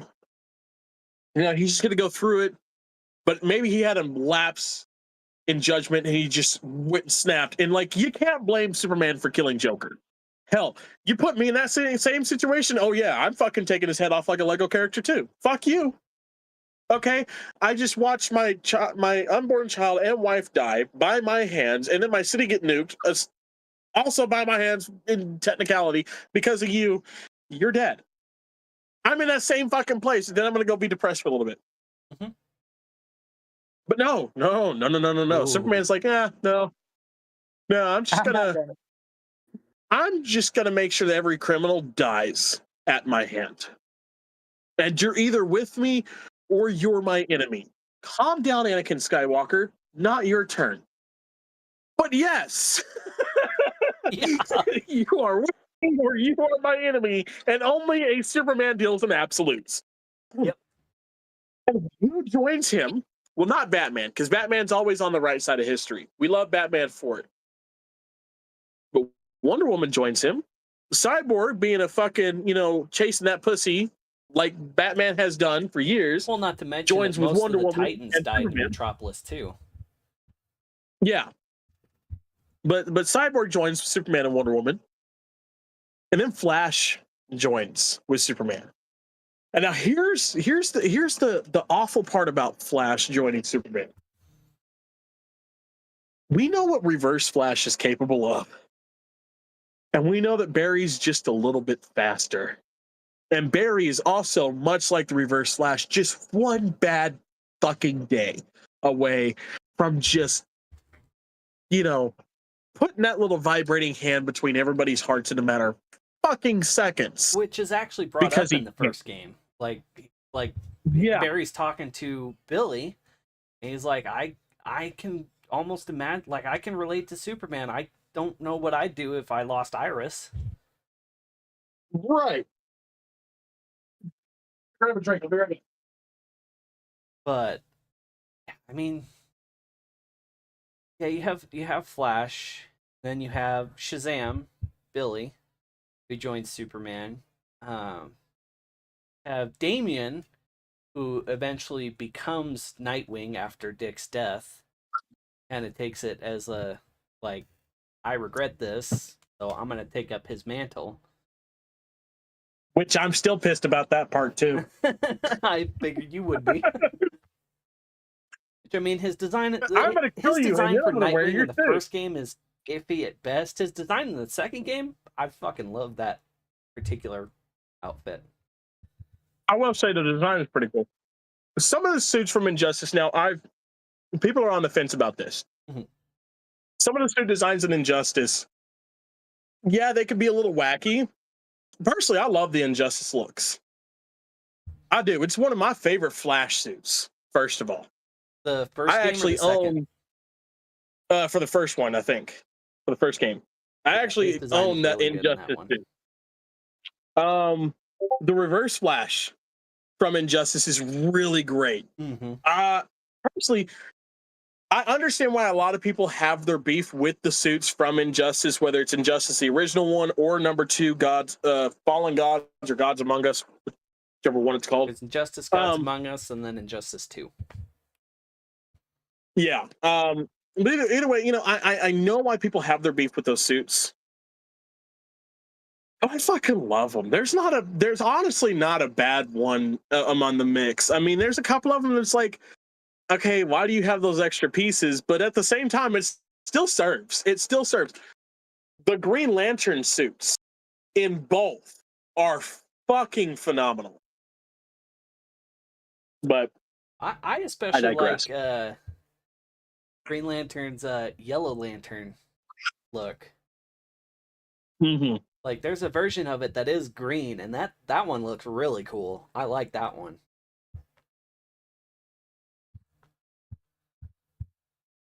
Personally, what I would love is a full Injustice movie set. Live action movies in the Injustice universe. I'd be down for that. Oh wait, we almost got them. It's called the Snyderverse. Yeah, I mean, having just watched the Snyder cut of Justice League, I can see like I think they were trying to go that route. Mm-hmm. Having finally watched the 4-hour fucking cut of Justice League, finally cleared out an afternoon and sat down and watched it. No, and rewatching Man of Steel, because I've done that recently. I'm gonna go back to the movies real quick. I know we're on games, but fuck it. Going back real quick. Rewatching Man of Steel and the subsequent Superman movies from the Snyderverse, they are pretty comic accurate, actually. But it's the Fallen God series. Yeah. It's the Fallen God series. And those are the series, that's the series of comic books that not a lot of people enjoy. You know? Like, my first read-through of the Fallen God series, I don't like it. I didn't like it. I didn't care for the stories. I thought each one was, you know, they were doing too much to a character that was so beloved. Mm-hmm. Making him a Greek god-esque figure and bordering into the injustice feel of things. Right. I mean, I've grown accustomed to those stories over the years. I still don't necessarily like them. They're not my favorite Superman books. They're not my favorite, you know, Justice League books. They're not horrible, but they're not exactly great either. Yeah. Much like the Snyderverse movies. Like, they're not horrible by any means, if you ask me. But, you know, looking at it, I think the Snyderverse, in all honesty, was probably going the Fallen God Injustice route. Mm-hmm. You know. Well, I mean, look at Batman versus Superman in that one of Batman's nightmare sequences. You see troops that are pretty similar to the Injustice. Like, they've got the Superman emblem, and they look pretty Nazi-esque. But yeah, I would love another Injustice game though, or an Injustice movie. We've had Injustice comic books for a while. They're pretty great reads. Personally, I enjoy them all. Hi, Mac. Sorry, I see my son, my other son. Oh. My four-legged furball son. But we've gotten some great comic books. The games are phenomenal. Personally, I enjoy them. There's a lot of people. I will say I'm not big, and I have never been big on the fighting style games. Mortal Kombat, you know, Tekken, Injustice. I've never really been big on those style of games, partially because I'm bad at the combos. Okay, first of all, you got so many buttons that do so many things already. My ADHD mind cannot keep up. And typically, to win a lot of times on these games, you have to pull those combinations off, and I can't pull those combinations off. And so I get my ass handed to me, and it just pisses me off because I can be a sore loser after like the 5th fail in a row. I'm a sore fucking loser. I'm throwing the goddamn controller. I'm getting the fuck up and saying, I fucking hate this goddamn game. It's bullshit, and going off. I was about to say, I think I played Injustice even before I played Mortal Kombat. Like, yeah. Like, at least the first one. Like, the first one was I think it was my introduction to fighting style games in general. Mm-hmm. And, like, I've got, like, 2 or 3 characters that I'm good with, and that's it. I can't figure out the other ones. Dude, like, I wanted so badly to be good at Flash. I wanted so badly to be good at Flash because they have the Jay Garrick look in the game, and I was trying to unlock it. But Flash is such a complex character on that fucking game, and it's fucking shit. I'm really on the first one. Like, I've gotten Nightwing down to a fucking T. Like, he's my boy. Yeah. I'll tell you, Green Arrow is honestly my favorite on that game. Green Arrow's good. And now I played Injustice for the first time probably shortly after my incident that made Flash my favorite superhero. Mm-hmm. Right. And like I said, before that, my favorite, I couldn't pick a favorite. It was Green Arrow, Green Lantern, and Flash. All subsequent, like at the same height. I could not pick a favorite. Could not make me do it. I have so many Green Lantern, Green Arrow, and Flash comics, it's not funny. I was about to say, when I want to piss somebody off, I play with Green Arrow down. Yeah. because I can just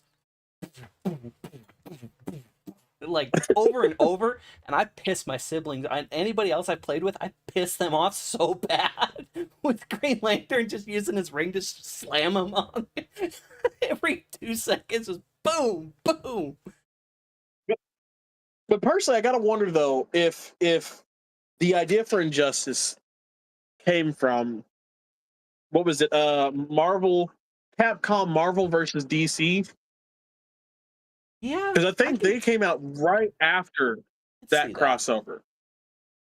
Well, you also had Mortal Kombat versus DC Universe, which is that came out just shortly. Forgot about that one. Yeah, it's not great.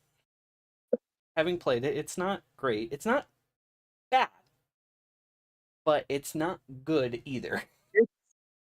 It's a video game. It's a video game. That's about all I got for you. It's a video game. Personally, though, I mean, when it comes to DC has always excelled in the TV shows. Mm-hmm. In the before the 2000s, DC excelled at their movies.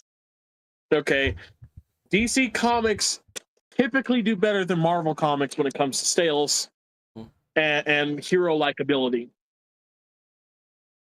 The games lack so much. I think the only other DC games that I will give anything to are the Arkham series games. And that's honestly all I can think of when it comes to DC games. Like, yes, there's DC Universe Online, which, yes, I play that. I try to get other people to play that because it's the only way I could be the Flash for a little bit. Okay, fuck off. All right. But you have the Injustice games, and they're not my favorite style of games. I don't like to play those types of games.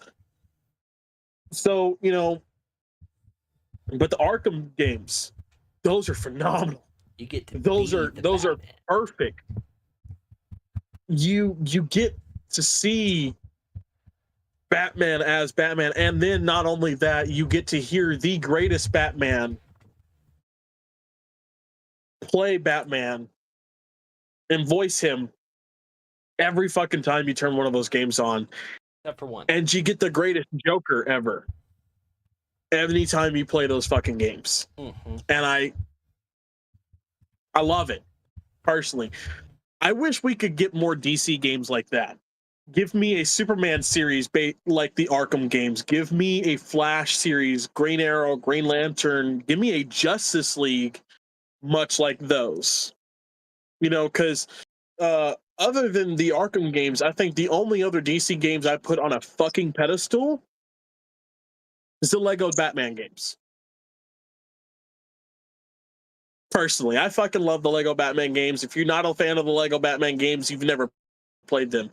And I'll be honest with you. And if you have played them and you still don't like them, I don't fucking trust you. But I'm not a fan, you're lying to yourself. If you've played them and you're still not a fan, you're lying to yourself. Personally, that is my take on those games. That's fair. But no, I want DC games lack where Marvel has some really great games. I know it kind of gets a bad rap, but the Avengers game, I mean, it's still better than any other type of game DC's put out, other than the ones I've already talked about. Like I actually got to be part of the beta for that game, and it was good. Yeah, I thought I enjoyed it, and then it started getting a really bad rap, and I'm like, what is you people's problem? Yeah. I enjoyed it. Yeah, it started getting a bad rap, so I never played it. That's literally why I didn't even pick it up. Mm-hmm. It's a pretty decent game. I understand why it got a bad rap, because when it came out, it was shortly after the first Avengers movie, and it was labeled Marvel Avengers. So a lot of people were thinking, oh, we get to play the Avengers game. We get to play the movie basically in game form. Mm-hmm. But then it was, okay, well, here's Miss Marvel. You get to play Miss Marvel, and Miss Marvel's trying to find her way into the Avengers. And Miss Marvel has always been even from her conception, has always been a lesser known, lesser liked character. Not many people like her. And that goes to show even further with the Marvel movies. The Miss Marvel movie. That one bombed. A lot of people hated it. Yeah. That character is not well known. That character is not well liked. But that is the character that you play as, trying to earn your spot on the Avengers, working with the Avengers in the game. And I think that's why a lot of people did not care for it. Okay, fair enough. I mean, I personally, I enjoy it. Yeah. Like, given the personally, choice, I enjoy the game. I think what would have been cool, what a concept that they were talking about when they started talking about the game, that I think would have been cool, would be to you create your own character and then try to work your way onto the Avengers. Here's a list of powers that you get to choose from. Here's what your character is going to look like in game, and then do that. But then again, at that point in time, okay, that game came out for what? PlayStation 3 and Xbox 360. You know what? Give me a 2K game. A 2K superhero game. Right. Oh, that would be give me give me a 2K superhero game. Because that would be both fucking Marvel and DC. Yeah. Personally.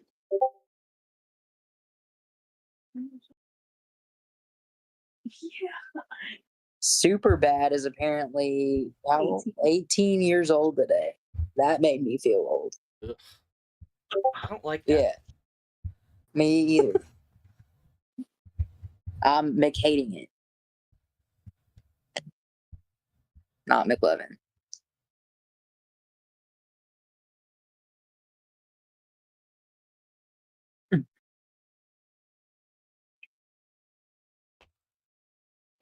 Again, a lot of, I gotta say that honestly, games are starting to come out a lot like movies are.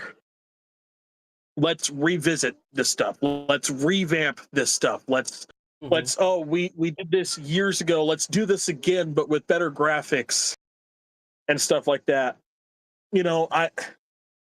And as cool as it is, okay, Battlefront, Star Wars Battlefront 2, the original games that came out for the PlayStation 2 and the Xbox, okay, immaculate, beautiful. I loved them. The second set that came out much later for, what was it, PlayStation 4 or PlayStation 3, right?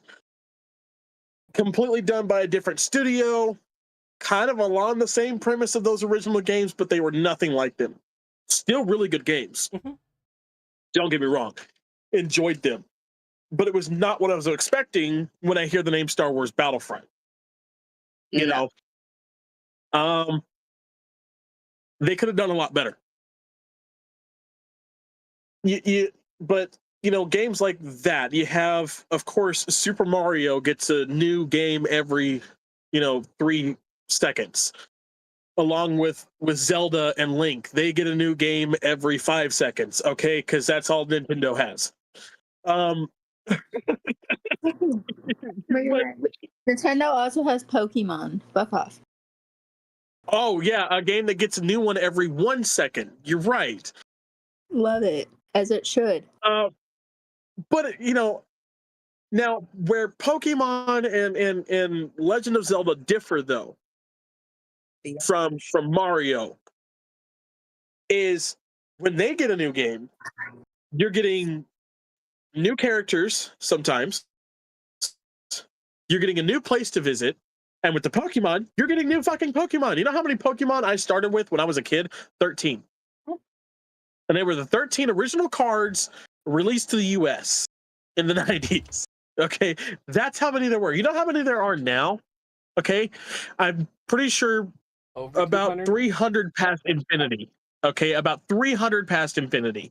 That's how many goddamn Pokemon there are now. I can't even name them all. I'm pretty sure if I looked in the Pokedex, I'm a goddamn Pokemon at this point. For fuck's sake. We're all Pokemon. Em's looking at it. Hashtag we're all Pokemon. But, right.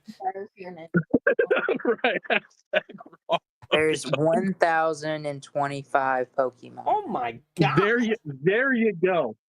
That's ridiculous. Oprah Winfrey, you get a Pokemon, you get a Pokemon, you get a Pokemon. Wait. It's actually 1,164. Yeah. Even worse. But I think and they're still growing. They're still growing. They're still going. Like when you ask a kid nowadays, who's your favorite Pokemon? They have to think about it. When you ask a kid from my generation what their favorite Pokemon was, it was Squirtle, Pikachu, Charmander, or Bulbasaur. You get one of those four. I think he more so just means that they have more options, so they have to think about it more. Yeah. Whereas as kids, we had Charmander, Squirtle, Bulbasaur, and Pikachu. And so when I want to feel spicy, I say Gengar. Right. I say Dragonite when I'm feeling spicy. But who's your favorite Pokemon? I'm gonna hit you with one you don't know. Slowpoke. Like Snorlax. Jinx or Mr. Mime. I like my Pokemon like I like to be. I like Snorlax. That's what my nephew is. Your nephew does look like Snorlax. Thank you. And your niece does look like Mew. It's kind of, I hit it spot on. But no, but like, you got a lot of these games that are just coming out with the same shit. They're revamping it, the next Mortal Kombat game. Oh, Mortal Kombat 485. Ooh, any new characters? No, but Sub-Zero's got a new suit. Okay, cool.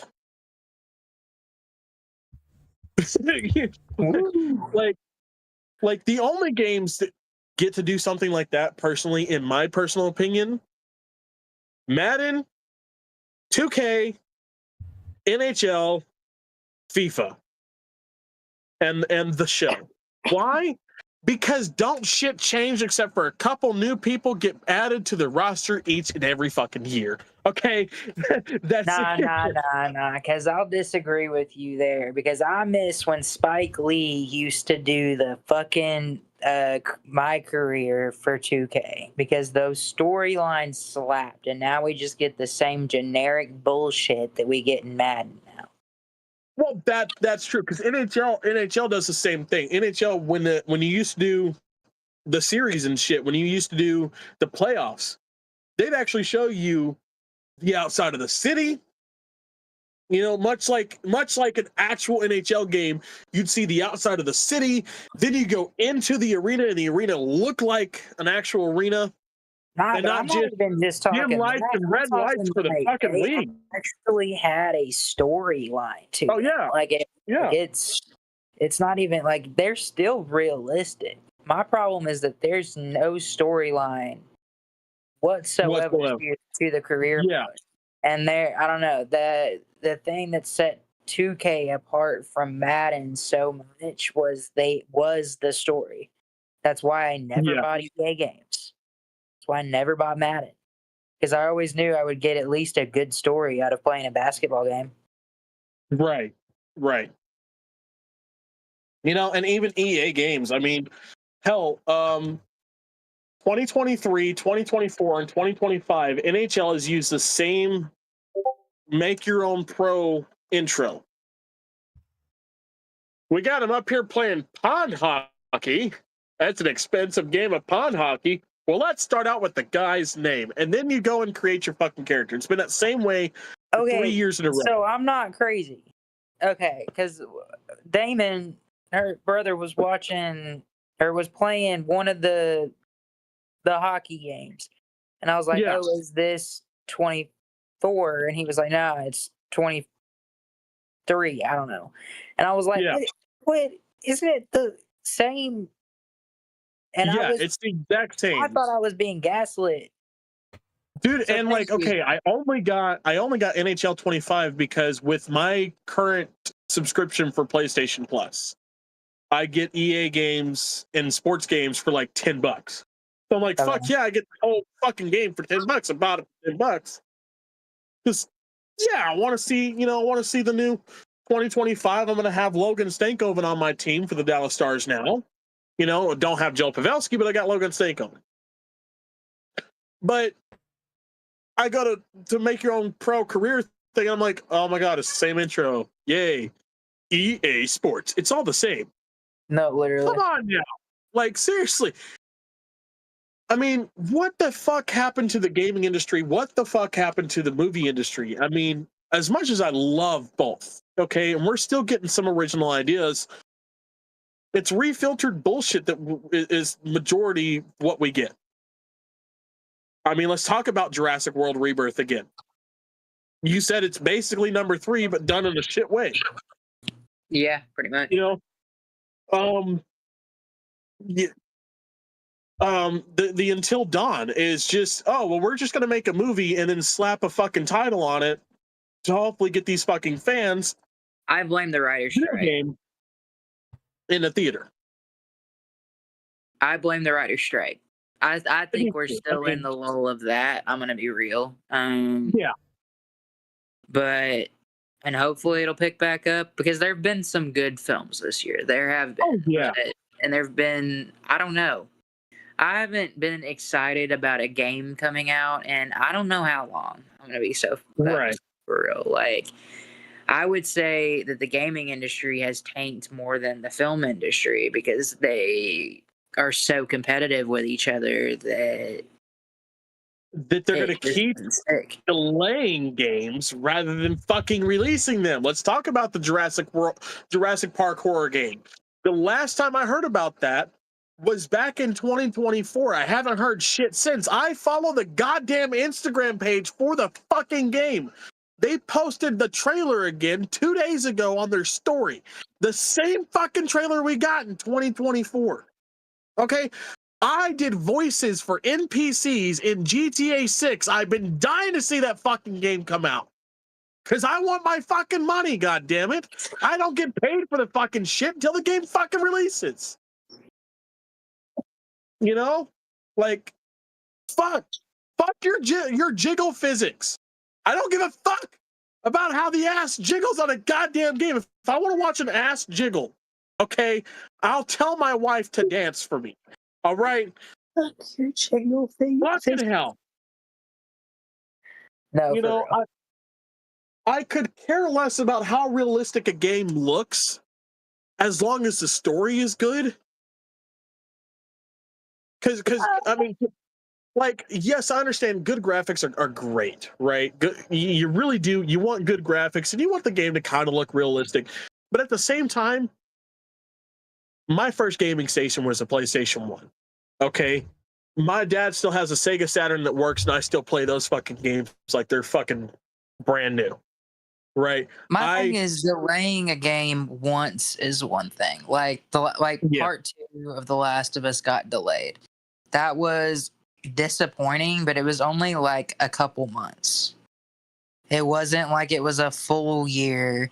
And with all these games that are pushing back and pushing back and pushing back, like, you're losing business. I already don't want to play GTA 6.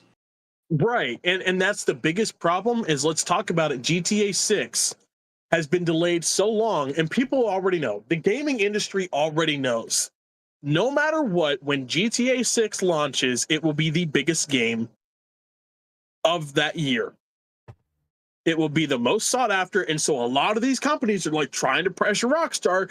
Let us know when the fuck the game's releasing so we can release our shit, because we're not trying to release in the same year or at the same time as GTA 6 because we're not getting, locked in the back rooms. We're not getting logged, we're not getting floated down the river because your fucking game released. We don't want that to fucking happen. And that's what's happening to a lot of games as well, is they keep delaying because GTA 6 keeps delaying.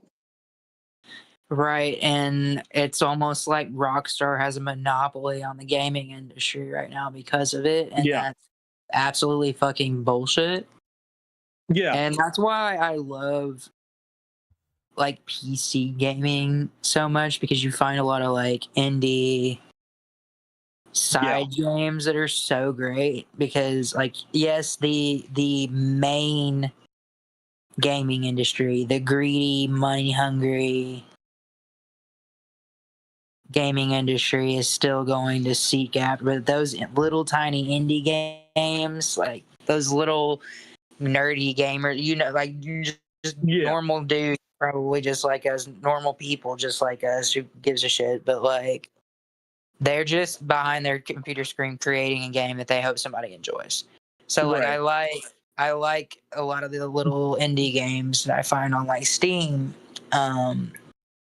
But as far as like a new big game, I'm gonna be real, I haven't been excited for a game like that since part 2.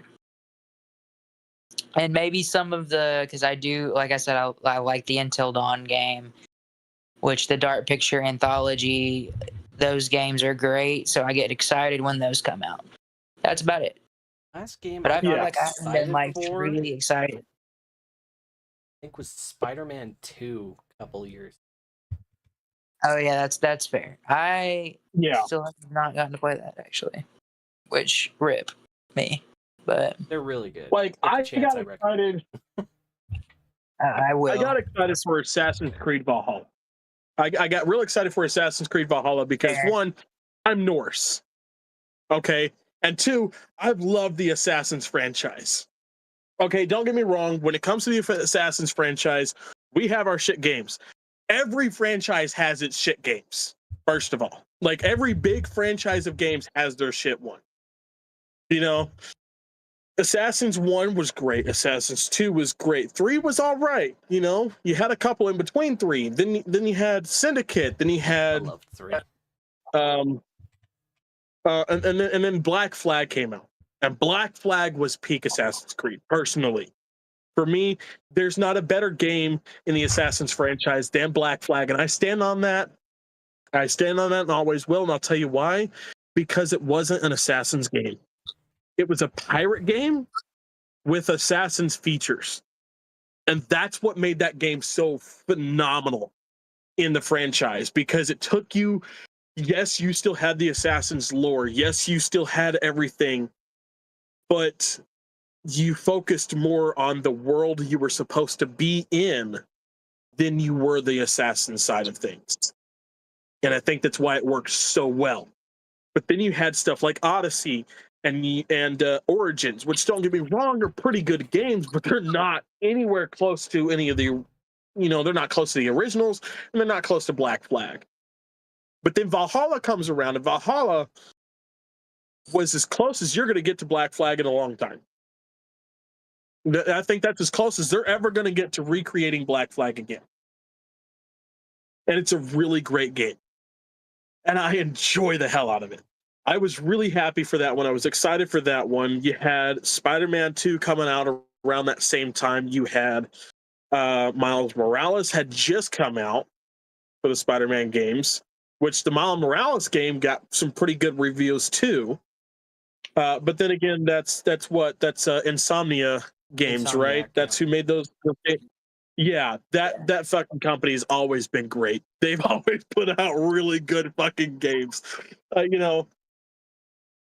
But when it comes to the big corporations like Rockstar has not listened to its fans in a long time. Because I'll tell you what forgotten franchise that Rockstar used to have that if it came back, I would buy it immediately, not knowing a damn thing. Rockstar Midnight Club. Midnight Club was a street racing game that was in many ways better than Need for Speed. In many fucking ways better than Need for Speed. It was my first game I ever bought myself. It was Midnight Club 3 Dubstep Edition. I fucking enjoy the fuck out of that game. You got to modify your own cars. It was fucking awesome. You got to drive all over actual cities. It was much like GTA, but you just stayed inside your car and raced the whole time. I got to ride around, and in that game, there's a ship in the harbor And funny enough, I looked up what year they based the game on. Based in the 90s. That ship in the harbor is a ship my dad was on at that fucking time. So I get to drive around on my dad's ship in that fucking game. And it's cool as shit to me, personally. All right, I have a very personal connection with that game. We want more shit like Red Dead. Red Dead is a hell of a lot better than GTA, personally. Hell of a lot better. You could do more with it. The story is a lot better. And the honor system in Red Dead is an amazing concept. We want more Red Dead content. But they won't talk about that. All they want to talk about is GTA. And they're going to keep upping GTA 5 and keep doing the online shit for it. And keep delaying GTA 6. No. The Last of Us fans have been talking to what is it, Naughty Dog? Mm-hmm. I think so. Yeah, The Last of Us fans have been talking to Naughty Dog. Hey, Last of Us 3, please now. I don't know if they're gonna do it. They're working on another project. We haven't heard shit. Yeah, like you said, we haven't heard shit from them. There was a game I used to play that was a lot like GTA, but personally at the time, better than GTA. Came out for the PlayStation 1, came out for the PlayStation 2, and their last game came out with the PlayStation 3, made by the company Atari, and that was Driver. Drivers 1, 2, 3, and Driver San Francisco. Driver San Francisco sucked major ass. I own it. I've played it twice. I tried like hell to give it a fucking chance because I love Driver 3. Driver 3 was my favorite fucking one. It was my GTA long before I got GTA. You know? The gaming world, they're not listening to the fans. A lot of these companies are not listening to the fans and what we want out of them. And that's the biggest problem. When you say, Ben, when you say that the gaming industry has failed a lot more than the movie industry, you know, honestly, thinking about it, I gotta agree. Because let's see, Valhalla, Spider-Man 2, and Miles Morales were what? 2019? Spider-Man 2 came out 2 years ago. It came out 23. Miles Morales, I think, did come out in 2019. Yeah. But Spider-Man 1 was a while ago. Spider-Man 1 came out, 18, I think. 18. So, that sounds right. But Valhalla, the last game I got excited for, was 2019. That's 6 fucking years. That. I forgot about Valhalla. Yeah. But that's still 6 fucking years ago. Yeah. You know? I remember playing that in Illinois. Yeah. Dude, I was so excited for it. I got the fucking steelbook. You know, like I think and if I do end up finding a game, it's always a game that I'm not just like I just happen to find. It's not like a game that's like advertised. Like It Takes Two. It Takes Two wasn't advertised. It wasn't marketed until it came out. And I just happened to find it and I loved it. But now that I know about It Takes Two Split Fiction, I think is what it's called. Yeah. Nice. I really want to play that, but that's solely because I liked the first game, not because of whatever marketing tactic that they have. Right. It's like, this is kind of a bad example, but it's like me with Fortnite. I don't care for the Battle Royale. I don't. It's 9 times out of 10, just a bunch of sweats, and they're all from Call of Duty, so they play it like it's Call of Duty, and it's fucking horse shit. Okay. Personally, can't stand the Battle Royale. And the only other thing people really rave about Fortnite for is the rocket racing. Yeah, I've tried that. I'll be honest, I've gotten pretty good at it, at the rocket racing. But I don't spend a lot of my time there. I spend my time looking for the games that pretty much no one else plays on there. And that's going to get me XP. Personally, I'm an XP guy. I want to, get to the battle pass, when it's got good shit to get to. But like, I found this one called Fortopoly the other day. And it's Monopoly, but on Fortnite. And the games go a lot faster than a regular Monopoly game does. But you're going to get just as heated as a real Monopoly game, especially if you're playing with friends. It's great. Because you're going to talk shit to each other the whole fucking time. But, as I was telling Ben earlier, it's very one-sided, though. Extremely one-sided. So if you're doing really good at the Monopoly game, your counterpart is doing poorly. Very, very poorly.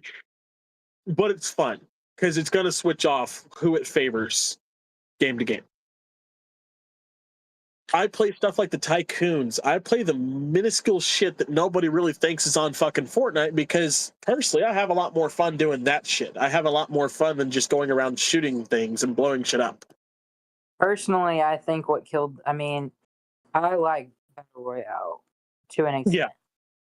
I'll play it until I get pissed off because, the modding, hacking, whatever the fuck, cheating that you want to call it, has gotten so bad as of late that it turned me off to the game anyway, so I've taken a break for several months from Fortnite at this point. Only recently have I been interested in this because I'm the Blue Ranger. But...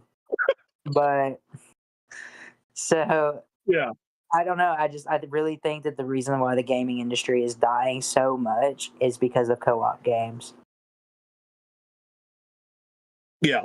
As much as I love Fortnite, or honestly, Dead by Daylight. I love Dead by Daylight, but co-op games, once you took away the actual storyline of gaming, you've taken away a lot of the magic behind gaming. Right. Just like opening a book, just like watching a movie. You have taken away anything that's tangible to the game.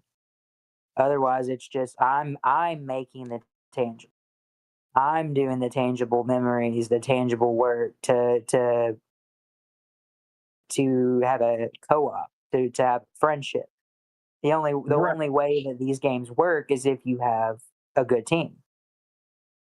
So again, I'm doing the work. Your game is not doing the work. Like Minecraft. Minecraft. You talk about taking away the story mode. Minecraft. Not a lot of people know this. Minecraft, when it first launched, had a story mode. And it had a story mode up until I think 2016 is when they took it away. And then they had the story mode for Minecraft as a separate game, and then that game just disappeared. Minecraft story mode was really fun. I played it a couple times. It was really fun. It was honestly pretty good too. You got to know the character Steve. You got to know what's the female character called? Alex. But Alex, yeah, you got to know Steve and Alex and several other characters throughout the game. Knowing who the fuck Steve is as a Minecraft character before the movie came out, I knew one of two things. Either you've done your research or you've been playing this a long time. Right. When the movie came out, I heard a lot of kids go, why are they calling him Steve? What's the deal with Steve? Why are all the Minecraft people cool with Steve? And I didn't even play Minecraft like that, and I knew that the dude's name was Steve. Like, I knew that. Yeah. Right. Like, the only time you see the name Steve in Minecraft anymore, or see the name Alex in Minecraft anymore, is when you first load into the game and you go into the character creation, and boom, it'll say Steve or Alex if you click female. That is the only time you see them in Minecraft anymore. They're just the base skins, and that's what a lot of people notate them as. Like, again, when we saw Steve when we saw Jack Black as Steve for the first time in the trailers, I heard people saying like, "Oh, he's just the base skin." No, dude, that's fucking Steve. Put some respect on the fucker's name. Okay, put some respect on that. Like, yes, the Minecraft movie technically had nothing to do with the game whatsoever, but even that would be a cool story to incorporate in the game. Right. Now, there are texture packs that come with storylines in Minecraft that you can play, but the texture packs cost money, and then you have to have the room on your storage to be able to download the texture pack, and if you ever want friends to come over into your world, you have to make sure that they can download the texture pack, or else it just looks boring to them. But yeah, they took the story away, and it was, I miss the story. The story was cool, but yeah, the game's taking away stories. I hadn't thought about it, but yeah.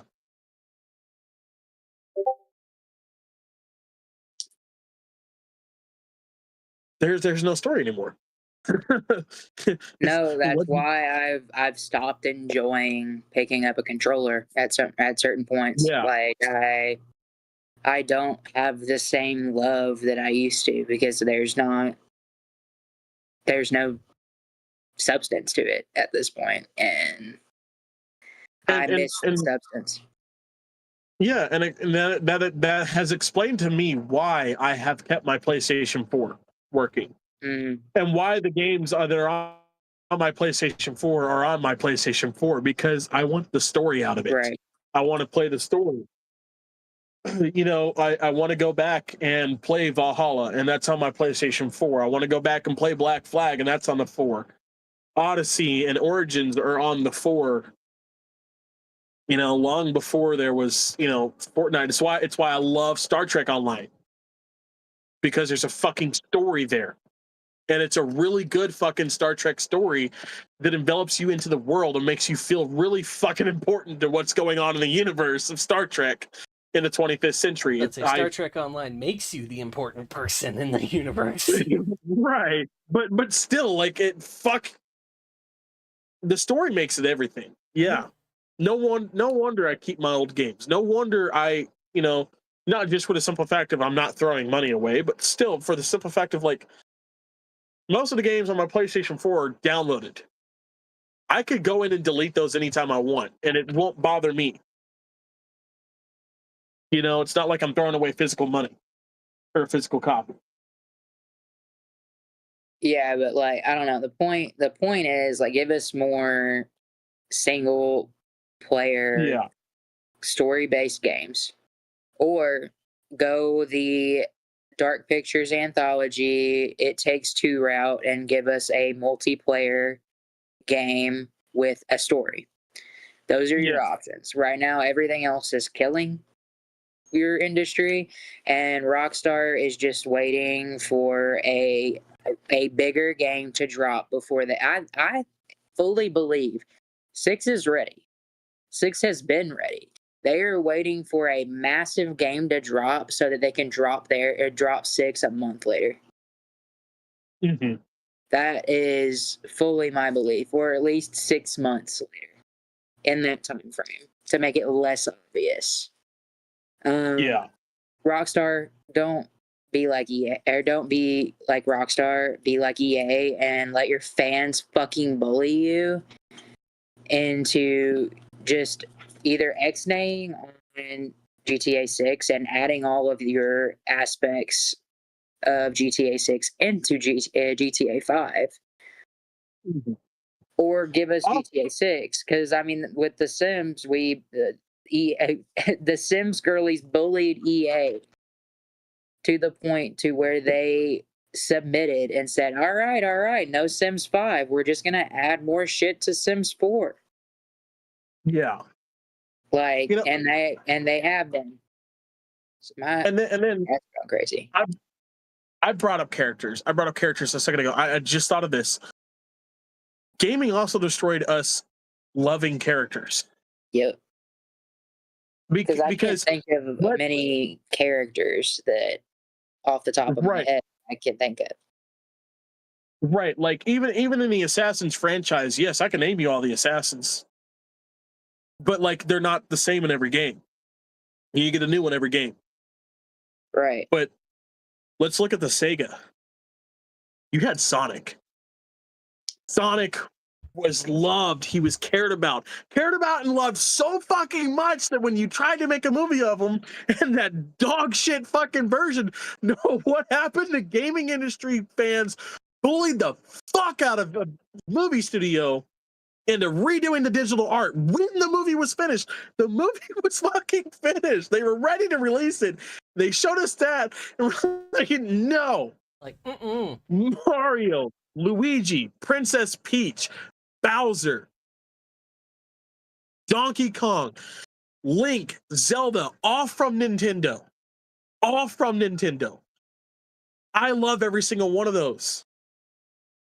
You know, they were fucking phenomenal. They're great characters.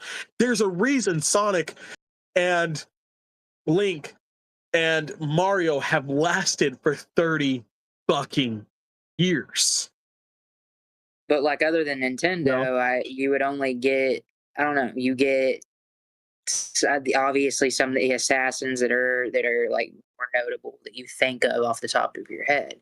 Right, you like get Kratos, you get, you get those, but you don't get really much like icon. You get Ellie, you get Joel, you don't get icon though. Like, and plastering it all over T-shirts, all that shit anymore. And where is that with Nintendo? And I'm gonna kill that cat. Sorry. She just clawed my foot. So yeah, you don't really get that anymore, and I think that's the problem.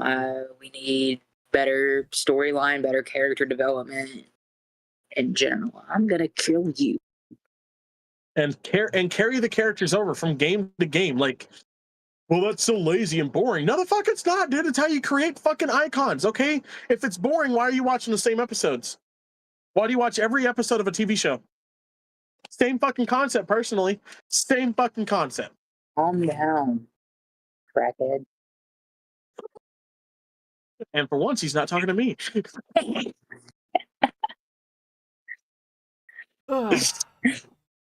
You went but there. No, it's like the only other icons that I could think of that have recent games. The fucking banana peel from fucking Fortnite. And the llama from Fortnite. And the reason it's a fucking gaming icon is because they market that shit, and he's in every fucking battle pass. I swear to God, you can get a fucking banana in every battle pass. Or every other battle pass, at least. At least in a shop, a new banana. Right. Like, there's, the banana is such an icon of Fortnite, but at least they got him. I will say that. At least Fortnite has a fucking icon. I guess you could give it to Minecraft too with the creeper, like. Oh yeah. But then again, I don't know. Where's the more live, like. Yeah. Humanoid live action adjacent, other than like Ellie, Joel. What was the one from Horizon? Aloy. Her. You get Master Chief with the Halo games, but even Halo is like, that's old school at this point in time. I hate to fucking say it. I'm talking within the last 10. I mean, Halo, at least recently, has gone down. And I hate to say that. Yeah. Because I am a Halo stan through and through. I fucking love Halo. Halo is my shit. But, like, especially with the last 3 games to have come out, Halo 4, Halo 5, and Halo Infinite. I'll admit, Halo Infinite was a little bit better than 4 and 5, if you ask me. But, yeah. I mean, it was just going downhill to where 343 Studios isn't even 343 Studios anymore because everybody's getting pissed off at them. Personally, it feels like Halo kind of followed Battlefield and Call of Duty. It kind of did, and at least like Call as of Duty soon as used to 343 have, took over, absolutely. Back when Bungie was running yeah, Halo, peak. Absolutely, like Halo 3, yeah, fucking peak. yeah. Halo had Master Chief. Call of Duty had Ghost and Soap and Roach. I mean, dude, you can name everybody from the fucking Call of Duty storylines. But now Call of Duty is, hey, download this fucking game for like 3 hours and then jump on online and kill your fucking best friends and then some random nerd from across the fucking planet. Like, where's the story with COD anymore? You know, where's the story with Battlefront? There isn't any. You know, Give me and another, when they give me do another a World at story, War. I don't even care at this point. Give me another World War II Call of Duty at this point. Not Call of Duty you World know War what game II, needs to but come like back? World at War level Call of Duty. You know what game needs to come back? And they tried to make a comeback, I think it was 2017, 2018, Medal of Honor. I loved the Medal of Honor franchise because it would take you through a different war in history and you played different people throughout the war. And it was different Medal of Honor recipients, hence the name Medal of Honor. And you'd realize why they got the Medal of Honor. I thought that was the coolest shit in the world. I was about to say, my favorite one was Rising Sun, with the World War II one. Mm-hmm. I was about to say, speaking of Bungie, another game that's making a comeback that not a lot of people know about, unless, frankly, you're a Halo fan. Marathon is making a comeback. And I remember playing Marathon way back in the day, back when I was a wee lad and screwing around on my parents' computer. I found Marathon, and I played through it. It is kind of a Doom clone, the original. But the fact that they're even bringing it back after 20, 30 years is, if you ask me, fantastic. Because that's not one that like everybody really well knows, like that you know it if you know a lot of Halo lore, but like I do, but that's beside the point. Another game that came out recently that I think that was set up to be so great. Partially, it was set up to be so great. It even got a Netflix spin-off series. Cyberpunk 2077 was set up to be so fucking phenomenal. I played the game. I fucking loved that game. That game is fucking dope. I've loved it from the start. You know, the fucking Cyberpunk Edge Runners show, which is set in the same universe, but it's a Netflix special. Fucking phenomenal. I think it deserves its own game. You know, personally, give me Cyberpunk Edge Runners meets Cyberpunk 2077, the game. You know, V meets David. I think that game would do wonders. They set it up to be this massive franchise, and CD Projekt Red has done shit with it since. And it's annoying because I see a lot of people cosplaying the characters from Edge Runners. I see a lot of people cosplaying the characters from the game. I want to see more out of this universe personally. And I think it has the promise and ability to become the next gaming franchise, you know, icon. Especially V, the main character, which, yes, you can name your character a different name when you get into the game, but overall, the character's name is V. You know, when you first get the game, your name is V. Yes, you can change it in the game. You can make V look however the fuck you want, but it's still the same character. And I think they have the ability to make them the next icon if they do it right. But CD Projekt Red has to pull it off. Mm-hmm. You know, and hell, if they've been working on it this whole time and they're about to drop something, cool. You know, just make sure it's V or David. You know, because I'll admit, I've got 2 David Martinez cosplays. I bought 2 of them. I bought one that looks a little animated, and I bought one that looks a little bit more realistic. I fucking love wearing that shit. I really do. But well, I don't know. I guess that's enough ranting for one night, though, guys.